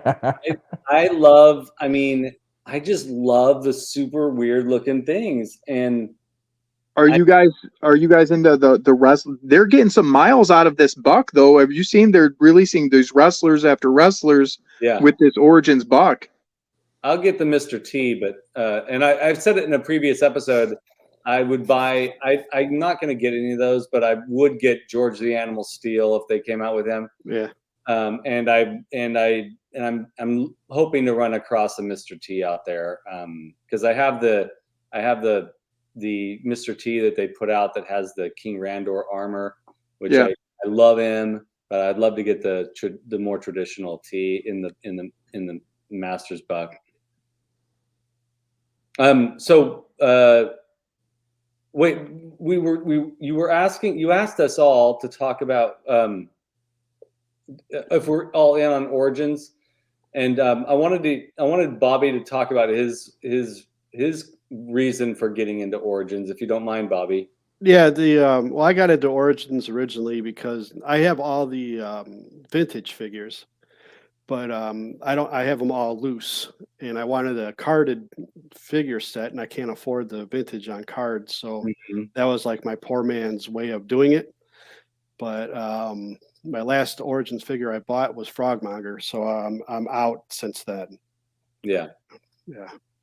I have a wall. I have the same wall as you then, because it's something about that card art and the figures on card that as a kid, most of my life I couldn't afford it. I remember going to the thrift stores, and I don't think that for years I had a armor on He-Man. Like I would get it at Salvation Army. Yeah. And so there were certain pieces that I never experienced. Like my Battle Cat, I don't think I had a helmet for a Battle Cat for the first 15, 18 years of my life, because I just always had just a Battle Cat without a helmet. And he had his saddle, but he didn't have his helmet. So there's something about that, Bobby, for me too, that having these all on card next to each other, that feels like there's a piece of me as a kid that I'm fulfilling something for that guy. You know what I mean? Yeah, for sure. Yeah, because what I did back in the 90s is when I was collecting, I went back and got all the cards for the vintage Star Wars figures. I have the whole set, and I went back and got them. And I was thinking of doing that with Masters too, but that's hard to find good cards for the Masters figures.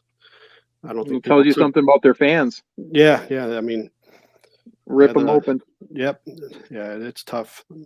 I think the only card I still have is Dragon Blaster Skeletor. I have the full card for that. Ooh, nice. Yeah. Mega J Retro, thanks for joining us. He's saying, why don't the Masters of the WWE come up here to Canada? Really, you guys didn't get any of those? That stinks. Hopefully they'll make them up there someday. That's too bad. And Oz chiming in, I want to find a few of the big guy bucks and want to make a Ganon with pig head. Yeah, that would be cool. I think that they're cool. Are you in on those, Matt? Are you buying them? Or are you which ones? The wrestlers. I'm not buying the wrestlers. I want. Are we talking about the Motu wrestlers or just the wrestlers? The Motu wrestlers. The Motu wrestlers I have every single one. Oh, okay. And the only one that I never found was the Mr. T, and I had a buddy that he's a vendor at shows that he ended up getting it, and I honestly think like 4 or 5 months later he was sort of mad that he sold it to me because like no one could find those. I don't know if it was a short run or what, but man, the Andre the Giant, like I mean, one of my childhood stories is my dad telling me how he met Andre the Giant one time. So like I have a soft spot for that guy. So that figure's an awesome figure. But yeah, the creativity I think is what did it for me. And the wrestling ring, I mean, again, I'm not a big wrestler guy, but we got some of these wrestling rings, and when we have friends come over when they have little kids, they're just beating the crap out of these figures, you know, they're getting scuff marks, and I'm like, hey, I'm fine with it. That's funny because Cobweb is agreeing with you as far as sorry, that's Mega J's comment. Sorry, Mega J, we'll get back to that in a little bit. Most of my original Motu was swap meet and Goodwill. Love getting them all brand new now. Yes, it's great that we can get them brand new, but there's also definitely something special about having that. Like your Battle Cat without the helmet will always be that special Battle Cat. And the fact that, so I love buying toys secondhand because they were played with by somebody else before. They lived a different life previously, and I think there's something really wonderful about that. And so, but it's great to get them brand new and just keep them new too. So there's two sides there, right? Yeah, that's what I did with my collection. I have all my childhood figures that I had, but I also went out and spent a lot of time collecting the most perfect figure I can get of all the vintage stuff. Yeah. It took a long time, but it's a beautiful thing to look at now. Yeah. So go out and buy vintage. Screw all this new shit. I swear that's the first time. 2 hours exactly. How about wow. Do that. It's almost like that was planned. I know, it's like amazing, isn't it? Like the bell rang and I was like, oh, I gotta swear. So, somewhere it's New Year's. Graf, this planet. Graf, welcome to the show. Welcome to it. Yeah, Bobby, you're the only one who can say it the perfect way. So yeah, what else? You know what? I just got a message. This is funny. I'm saying this because I know Bobby will like this, but I just got a message from Disneyland because I downloaded their app last time we went. Yeah, and they just said happy halfway to Halloween. Awesome. And that's great news. I love Halloween. I know Bobby loves Halloween too. Yeah, it's all over my arm. Yeah. So I'm excited. We're almost there. Yeah, it's getting there. Matt, speaking of Halloween, have you gotten any of those NECA Mortarheads rubber masks? I have not. From the Masters Toys? Nope. I have not. I saw them. There's just so much. I mean, not that people complain like too much about it, and I know that sometimes the minority voices can be the loudest, but man, we're just being a Masters fan right now. If you're into any of it, if you want the new stuff and the new cartoons or the old stuff or we have the ability to meet up in groups like this and say, hey, I'm looking for so and so, and you can look at it. You can look for it in California. You know what I mean? Like that type. Like and even with these new lines, like my line that I'm trying to get made. Being a toy collector right now, it's like I don't know what era it would be called, but it's freaking incredible. It's a lot of fun. Era. I don't think we've ever seen anything. I don't recall in my 46 years anything like this before. No. It's a very, very interesting time. I've never thought that I would be like, there's too many things to get. Well, yeah, even with just Motu, like you said, those masks, like I have the faker, or not the fake, well, the faker, the slime pit. I have the one where they did the 4 He-Man masks. Oh yeah. A few years back. And then I have the loincloth fanny pack. That's awesome. But just random stuff where I'm just like, tiki, what is it? The tiki mugs? Like if you're a Motu completist, because I know some people are, like my buddy Motu Joe, like, oh yeah, good luck, buddy, because you're gonna drive yourself freaking nuts if you're trying to be that guy. He gave us a tour of his collection. Yeah, and you could see all of us like just starting to get nervous. It's almost there's so much stuff to see. Mm-hmm. And I'm glad Motu Joe is not like me. If I was him and I had his collection, I would be stressed out constantly. Yes. Right. Because there's so much stuff and you can't, and now especially he must be feeling completely overwhelmed about all the stuff he has to stay on. Actually, Oz just named it hashtag Toy Renaissance. I think that's where we are right now. Yeah. You might even say Motu Renaissance. And they're trying to get us at the right age because pretty soon we're all gonna be really old. Yeah. Yeah. We got to start thinking about retirement and hospital bills. I know, and I know I've talked to Shawn about it before, but for you guys too, for both of you guys, are you CGI, what we call Netflix CGI He-Man? How were the feelings when that popped out? And obviously, I know you two are lean, obviously more vintage. When you saw that, what did it stir up? Did it kind of anger you that they were changing what was yours, or were you like, hey, it's another cog to this wonderful wheel of Motu, or what? How did you feel about it? I got stuff to say, but how about you, Bobby? You want to go first? Yeah, it wasn't for me. I mean, I watched the whole show I was curious on it and stuff. When I first I watched the first 2 episodes and I turned it off. I couldn't handle it. But then I watched it again, later on. I opened my mind a little bit more. I mean, I wasn't like dead set against it. It just wasn't for me. But I was happy for younger kids because I could see younger kids enjoying it. And I think that's a great thing, I mean, I was excited when Filmation first started. So I could see them. I put myself in their shoes, and it's obviously they're making it for those kids in the way these modern storytelling and all that stuff. And so I was happy for them. And it was exciting to see people talk about it and stuff. And me and Brian, I forgot his last name, the guy Ryder, we follow each other on Twitter and we talked before. So cool. Yeah. So it's I enjoyed the show. I watched it. I had fun watching it, but it's definitely made for kids, and I'm happy for them that if they all like it. So I don't get mad at things like some people get so angry about it. Start shitting on it. No, I don't do that. I didn't get mad either. I turned it on. I was excited to try it out. I hated the theme song, so I was like, yes.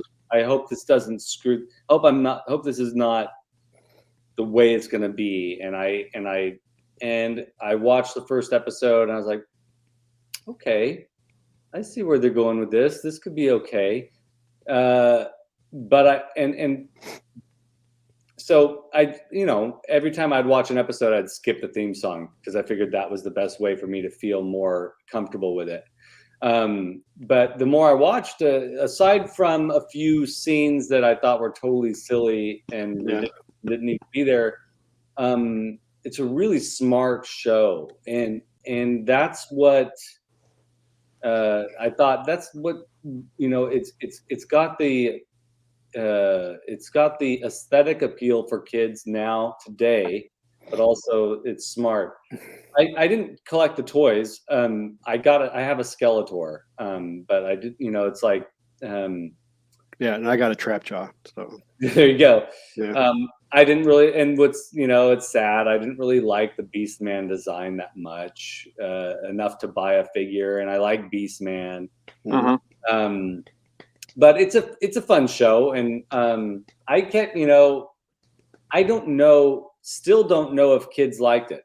I'm not sure either. I'm not sure. I haven't heard any. I have no relatives I have a lot of young kids in our family, extended family.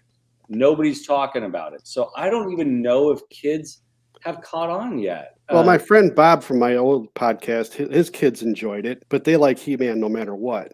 Okay. So that's kind of, And we're in an age too where figuring out if like something works or not, especially for these streaming services, to me it seems like the worst job you want is to be the guy that decides whether something worked or not, because I've seen shows renewed where I'm like, how the heck did that get renewed? And I've seen shows like only 1 season and you're like, well, why wasn't this picked up? Because all of the metrics to figure that stuff out are it's different. It's been changing over the past 5 to 10 years. It's been changing, like how you figure out if something, because again, my daughter, she loves Stranger Things. Yeah. They will watch Stranger Things for a week, then they'll watch it for 2 weeks, the new season, and then they won't talk about it for 10.5 months. Yeah. So there's a weird thing that like that's popular, but there's no real staying power as far as just when it comes to online presence even too. Like it's like, well, they start stirring it up because a new season's coming out, and so with that, I mean, the Motu show, it's hard to figure out whether it worked or not, because I mean the toys sold for the most part, but did they just do limited stuff? And it's a weird thing. I say one thing for the theme song you guys don't like. I have to admit I do something specifically that makes me like it. Is I try to pretend I'm 5 years old. I try to pretend I'm 5, and it helped. I mean, it really did. It's like, okay, like, or if you get a chance to watch some of this stuff, even not just Motu, but like anything like that, like watch it with a kid or try to watch it with kid eyes. And it's helped me kind of push down that side of me that can get pretty critiquey about stuff. But like individually, like if you take the snippets of CGI Skeletor, it's got some good stuff. He is a freaking mean guy. I know. It's got some. So there's some little pieces where I'm like, and I'm thankful for guys like Bobby that can be like, hey, it's not for me, but I'm not gonna shit on it because that's such low hanging fruit in my opinion. Like I'd rather have a discussion about it and see if there's anything good there. You know what I mean? Our channel, what we do here, we all have pretty strong feelings about things, but we love to learn and hear what other people's perspectives are. And I think it's a shame when someone just says, nope, don't like it, done. So that's, you're in good company here, Matt. I wanted to highlight what Brick said here. Episode. I've said this before. Like when I always say Filmation is the best He-Man no matter what. Yeah. But I also said that kids nowadays will probably watch the CGI show or whatever and say that our He-Man is stupid and old. Yes. They wouldn't like it. And right there, it shows it right there. They can't watch more than 2 episodes of it. So that verifies what I was saying before. Well, and you could say too, Bobby, that it also talks about, or you can also talk about just lifestyle and culture that like, I'm not picking on a homeschool kid, but like, let's say like if you were to introduce a homeschool kid from back in the day, He-Man, it would blow his mind because his perception of media is way less, and he's not on an iPad all day, and he's not, his parents don't let him watch movies all day, or he doesn't have his own cell phone. And so like there's a chance that Brick's kids could have lasted through more episodes like we did. Yep. Because our lives weren't filled with the stuff that was, 99% faster, faster paced. Because even my kids too, they'll watch a movie with me, an old school movie, and they always know when those freaking credits roll before the movie starts, they know that it might be a touch long and it might be a touch boring compared to what's made today. Yeah. Well, everything's moving way too fast today. From my perspective, I feel like I'm, and this is just the old man in me talking. I feel like I'm just like things are just passing me by, but it's the right pace for young people today. What were you gonna say, Shawn? I mean, I got a bunch now because the topic, but so okay. For reference, I have a 6-year-old son and an 11-year-old daughter. When the CGI show started, my son was probably 4 going on 5, and my daughter was, about 9 years old. And both of them were heavily, especially during quarantine, they were heavily into Teen Titans.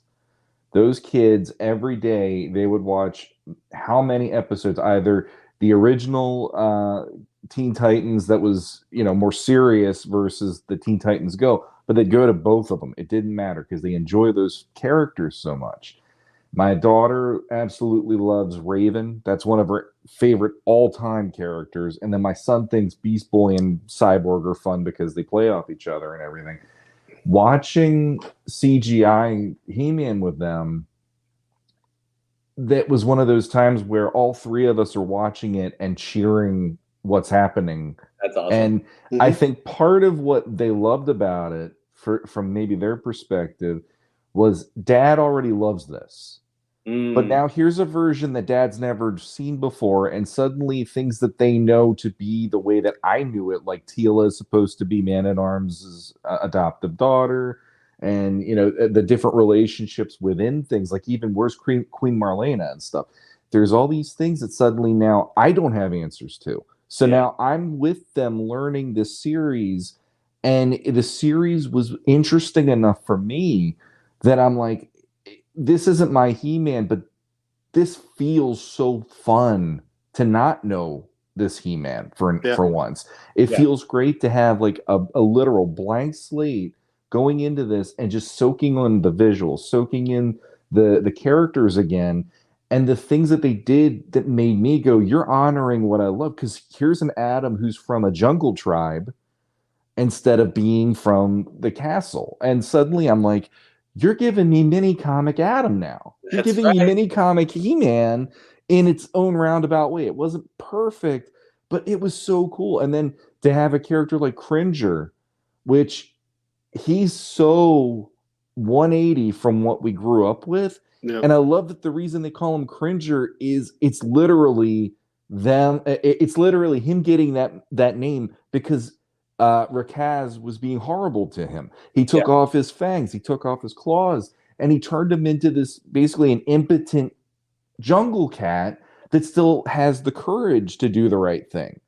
And suddenly, through the power of Grayskull and giving that up among the group, my kids love that idea because now it's like it's not just one kid that gets to be I have the power and always be that answer. Everybody can have the power and have the answer one way or the other, and they see on the show how that navigates and how that works.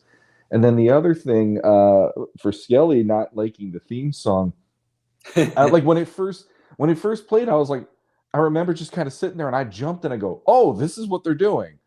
And I'm like, I was thinking it would be like Bear McCreary,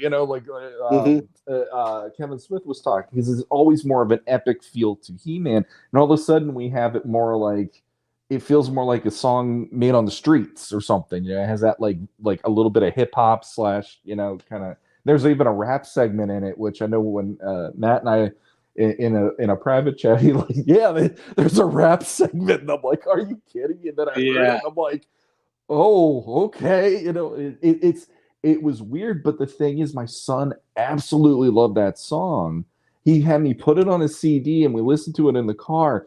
And I actually asked him one day because I was really curious. I'm like, okay, Hayden, why do you like this so much? Because every time we got in the car, Dad, play He-Man. I'm like, all right, I'll play it today. Every time, play He-Man. And I'm like, I now know how my mother felt when I was a kid, apparently. but the thing that got me about his answer, it warmed my heart to no end. He goes, it makes me feel heroic and it makes me feel brave. And I'm like, I won't not play this for you then, because that's how the theme like when I was a kid, there were 2 theme songs that really made me feel brave and heroic. The first was John Williams' score for Superman. Oh yeah. That literally made me feel like if I listen to this enough, I'll know how to fly. Yeah. I will figure it out because this song feels like what it feels in my head if I could figure out how to fly. The other one was the He-Man theme song, because even though I grew up with the He-Man, and the timpani drums, there was something awesome, heroic, and epic about that one. And to have my son have that reaction to this version, it's like, I will never ever tell you that you're wrong in that, because that's yours. Yeah. That's supposed to be. It was it's a hype song, That's The rap part still is like, that's still out of the blue, but it's like, all right, he still likes it, so I'm not gonna talk crap about it. But yeah. And then we'll carry on, because I'm new to you guys. Revelations, like how did it sit for you? I wasn't that big of a fan of it. No, not really. It was kind of boring for me. I didn't really like it. Yeah. So and it was the storyline wise, it didn't hit. Did you like design, like obviously it's an animation style? Yeah, a lot of the animation I really liked. I really did. Okay. I didn't like the whole Triclops storyline. I don't like the Oracle. They changed Orko to that. I mean, if you look back at Orko, he was everybody loved him on his planet. In the show, he's making it sound like no one really liked him. And that made no sense to me. Yeah. Right. It was just like, why would they change that? Right. So because when he was on Eternia, that's when his powers were all messed up, not back home. Yeah. Right. So that kind of threw me off. But I Yeah, did that's like an interesting- Evelyn. I liked her character in Revelation. There's just a lot of things. I mean, it looked beautiful, but it just didn't do it for me. I watched it. It's like, okay. No, I kind of feel like the main issue, and this has been talked about so often, is that Kevin Smith sold it as a continuation of the Filmation show. What he was saying was, and we figured it out, is that he's going to try and continue the story from where the Filmation show left off, except it's a whole new take on the characters, the way they look, and perhaps even the way they may act. Right. That wasn't clarified, so it made a lot of people mad. And I kind of take the stance that Matt took on the CGI show, which is, in order for me to swallow that difficult pill, I had to just pretend as if I was new to it. Yeah. And so I've watched the Revelation series twice all the way through, and I don't mind it. It's not my favorite version, but I also need to say this. I don't know what my favorite version is. I like aspects of the mini comics. Mm-hmm. I like aspects of the Filmation cartoon. I like aspects of CGI. I like aspects of the movie, the 87 movie. I like aspects of the comics that have come out since. I like aspects of 2000X, but there's always something that's a little bit off and not quite 100% magic for me. So do you think that the multiverse type of angle, do you think that it's just an easy excuse to just kind of have everything count, or do you would prefer it to just be a little bit cleaner? Like, because again, it seems like that's the route that every brand is going, that there's sort of this multiverse. I mean, even there's I don't even know if it's still on, but there was like an NBC TV show where like it's the same guy, but there's three different, he's a doctor in one and he's a musician in another. And he like, so even in just regular media, they're tapping into like that kind of idea. I mean, are you down with that creatively, or do you think that it's just kind of too easy? I don't see the need for it to be labeled. I mean, when I was playing with toys as a kid, it was a multiverse, because I had my Star Wars and I had my Masters, and anything else that would come in could be part of that universe. So, and I never have ever had a problem with there being multiple different Batmans. I've never had a problem with there being a multitude of Masters of the Universe stories. I think that's a gift. To say that we need to define it is really weird to me. But I admire the opportunity it provides, which is like, being able to see Michael Keaton's Batman in a movie again. Like without the multiverse concept, I don't think they would give that to us. The movie may not be great, but at least we're going to get to see Michael Keaton again. So I have mixed feelings. Yeah. In my opinion, they could have never have had to bring up the multiverse. Just give us a bunch of different storylines, and I'm cool with that. But I like that it allows for some additional creativity. Yeah, I'm not a fan of multiverse stuff. I never was for anything really. It's just too goofy to me. I just don't enjoy it. I'm more of like linear. I just like to go. I don't want to have to branch off, and then all of a sudden it just intertwines. It gets goofy to me. But that's just how my brain works. I just don't enjoy it. I didn't like it in comics. I don't like it in anything really.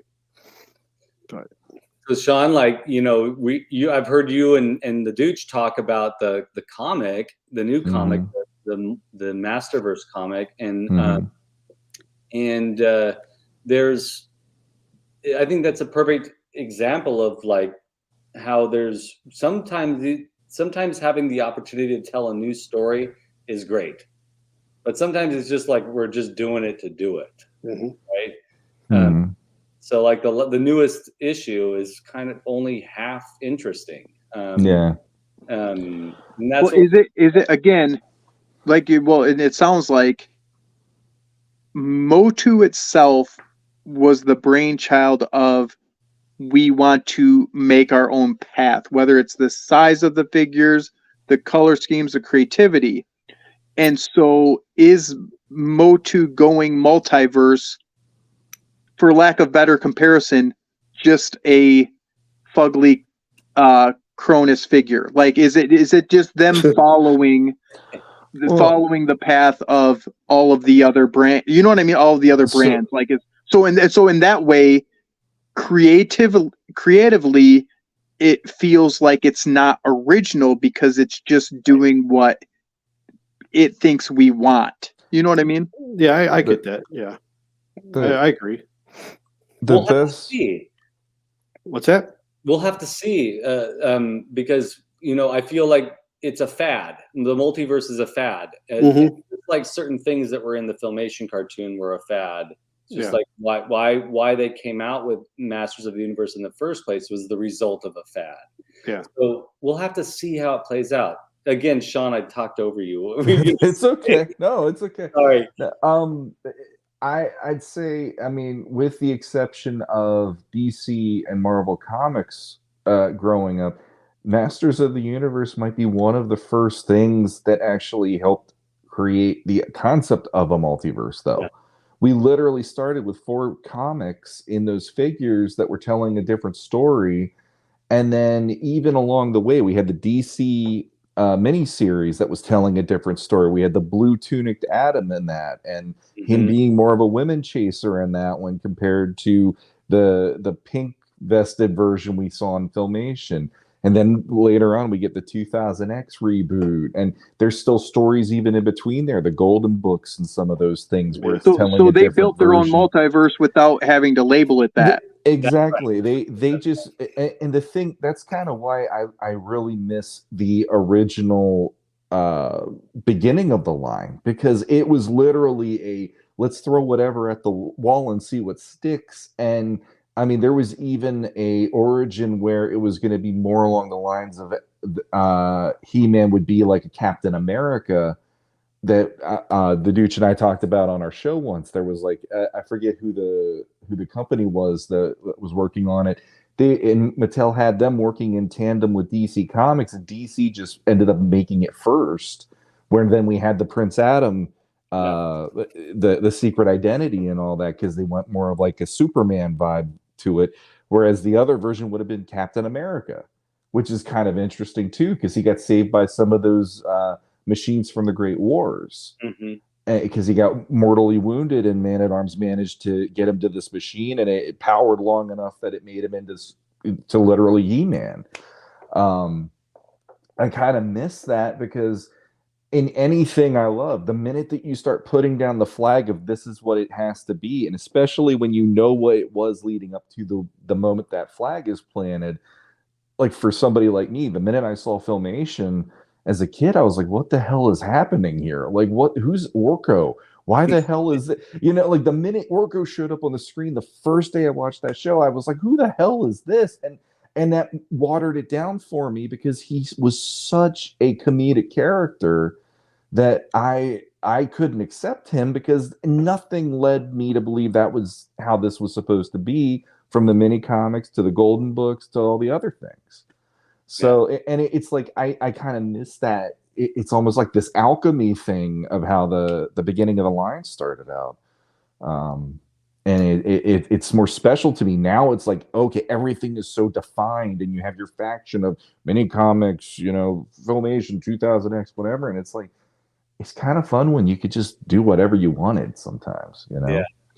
Well, that's kind of like, I always whenever I have a strong opinion about something with Masters or with Star Wars or with bands coming out with new albums or any of this stuff, seriously, like, I always have to go back to this thing, which is, thank goodness something is happening there. Yeah. Like, I know Pop Actor mentioned this, so I know people are going to have feelings about Michael Keaton doing a sequel to Beetlejuice. They're either going to be good feelings or they're going to be negative feelings. But by golly, I'm so glad to hear that something like this is going to happen. Golly. try it out. I mean, let's just see what the heck happens. I just want to tell Brick something that Gotcha Man is better than Battle of Planets. No. And again, so it's like we have the opportunity to love it or hate it. Right. But to have the opportunity is the real gift, right? Yeah, I don't mind. I do like the mini comics. I do like Filmation. I do like 2000X. I just don't like it when it starts to crisscross. Yeah, I start mixing that. I don't like cross the streams. Well, it's about telling a good story, and like for me at least, the reason that I love CGI He-Man over Revelation like every day of the week is the fact that CGI was legitimately trying to tell their own story. Yeah, and I don't have a problem with that. Yes. Revelation for me was me having to come up with what led to this in this universe, because I never for once when Kevin Smith did the whole it's going to be taking the next story of what Filmation could have been. I was like, there's no freaking way you're doing that in this day and age for so many different reasons. So it's obviously you're going to keep the spirit moving. You're going to have that vibe about it, but you're not going to be making this into the next episode that we never got. But my problem with it is they go in the first story to an end of the world story, which then makes me go, well, leading up to that, what was everything that was making these characters tick? Because this is not that world either. This isn't Filmation. There are definitely things that are different.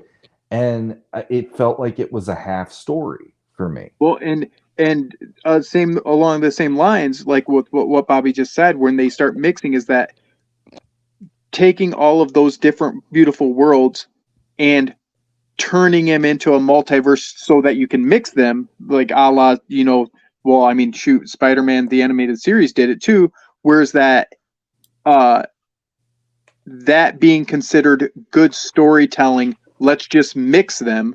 Like that's not a story. That's an idea. Now, if you can make it into a good story and there's a reason why it's being mixed, that can be argued. But the fact that all of these properties, it's like, okay, well, what's a story? Well, let's cross streams. Like, no, that doesn't mean it's going to be good, because some of that stuff doesn't work. Like, some of the stuff shouldn't be, and there's a reason why. CGI is different than Revelation, and it serves a completely different purpose. So yeah, I again, creatively, I like you're saying, like talking about those action figures earlier too, with the reuse of the Bucks. Like, be creative. Make these WWEs, like, make your own thing, like use the source material and do something different with it. And that's why CGI had its own heartbeat, whereas I don't think Revelation ever got there, because it wasn't trying to have its own heartbeat. It was just trying to, well, we're going to try to cater to fans, so I'm going to say this about it being a continuation, but we're going to try to cater to new ideas, and we're going to, make Tila the lead. And again, whether or not, those things are good or bad, it never really committed to any of it. It never really committed to doing its own thing. And I think that's why it was, for the most part, and I've heard people talk about it being just, there was just kind of a washy, yeah, of course I'm good. Motu characters in animation, it looks cool. I like it. Like, it looks like visually, yes, it looks great. But it seems like the overall feel about it has been kind of washy, where, hopefully this next season of it, they find it a real, true kind of heartbeat and find its own footing, because I don't think it's going to last much longer than that if they don't. That's exactly the hope I think that all of us are kind of writing. It is like, will Revolution solve the dilemma? And I don't know. I want to see where it goes. I will definitely be watching it. Yeah, I'm gonna watch it anyway. Yeah. I gotta say this. Garaf says, does Shawn have a Patreon and other things to subscribe to? I think I'm in love. Well, we are in love, Garaf. So Shawn, is on the Legends of Grayskull podcast. Yeah. Also, Off World is another one that just started. Yeah. And we're trying to talk him into starting a Patreon, so that's probably coming. I need to work on that. I just don't know what I have. I don't know what I want to do with it if I get one. So I have to. I said the same thing. They talked me into it, so I just got to jump into the pool. And that's what I think I should do. In my own head, I'm always like, well, it should be about the artwork, but my art is not something that I do in like a schedule properly. Right. So that's always been like I don't want somebody to give me money if I'm not being productive. So that's always been weird. And that's what I've always said too. Well, I can say this, Shawn, and I'm not trying to sell you on the deal, but it's been so much fun when a new Patreon arrives and I get that email. I know I'm gonna make a painting for them. Mm-hmm. So it's like it's almost like and it's like time for an assignment. I get to make a painting for somebody, and I haven't had a lot of time to do a lot of little paintings anymore. So it's an opportunity for me to have to do that thing. And sometimes it takes me a week. Sometimes it takes me, if I have a foot injury and I get sick, it takes me months, which is exactly what happened. But at least it's something that I get to like work toward. And then it's exciting because you're building this relationship with somebody who cares about what you do. And they'll probably like the painting when they get it, crossed. Yeah. So it's a way to give yourself assignments. Yeah. Through the friendliness of others, I suppose. Yeah, I would like to do it at some point, especially with me doing a lot of this lately. It's like, okay, I'm out there a heck of a lot more than I ever was, like even a year or two ago. So it's about time. Yeah, it's nice to know that at least Graf would be like, yeah, hey. Well, there you go, cool. Graf. I probably have my first Patreon if I'd have it set up properly. Well, we'll make sure that happens. Listen, folks, we're coming to the end, and I just want to say a huge thank you to Matt Rodriguez. I'm going to add this to the stream one more time. Remember, folks, Armies of Ashmore, Defenders of Eden, these figures that you're looking at right now are going up for pre-order on his Kickstarter, April 25th. Now, while you all were talking, I went and made sure that the Facebook link is in the description below as well. So that's also there. And so you can go down below. You'll see a link to the Kickstarter. Bookmark that for April 25th, and also go over and join the Facebook page if you are on Facebook. And Matt, I didn't want to do all the talking for you there, but tell us where else we can find you and what else we should know. DefendersofEden.com, ideasfrommars.com. You can probably try to go to both of those and try to buy something for me, but you won't be able to because I don't know how to work websites. So if you email me at Ideas from Mars or, look me up on Facebook or Instagram. I mean, I appreciate it. I think my favorite part of the episode, to be honest with you tonight, has been when I started mentioning crazy weird stuff about Trapjaw, and Bobby's just like, leave my freaking character alone. Like, Trapjaw is Trapjaw. Sorry. so no, it's been a blast, guys. And like I said, I mean, this is going to be a crazy next month for us here at Ideas from Mars, and for me and my family, and then hopefully a crazy next year, and we get to do updates twice a week and show you guys the factories and show you guys the pre-production and all that good stuff, because I know that like you guys, you older gentlemen in here are big Star Wars fans. Like, I've never been huge Star Wars, but I came across an old VHS with like these behind the scenes, like hours of like the creative process, and that seeing unused concept and that stuff was so cool to me. So I'm like, hey, back us on Kickstarter. Like, it'll be like you're holding my hand walking through this process, making this toy line. So, because I find that stuff just as interesting as the final product. So that was my biggest turn on to Star Wars. That really got me back into it, was seeing the behind the scenes stuff. And then we set up a tent fort in our living room, like I used to do with my kids. We put the TV down under there, and I had my kids watch the original Star Wars. And I'll never forget, I think my oldest daughter, I think she was 12 at the time, 11. And she looked at, when they revealed that Luke and Leia were brother and sister, she looks at me and she's just like, this is the best story ever. And she was just blown away by the ideas of Star Wars. And it was just cool watching them. So that was my chance to see it through their eyes, because I grew up a Motu fan and I'm a creative person. And I'm like, yeah, Star Wars, it's kind of cool. Like, I mean, I don't think it's bad, but like George Lucas isn't like this amazing guy, whatever. And then I watched the 3 movies with my kids and I was like, I get it. Mhm. I get it completely. It's seeing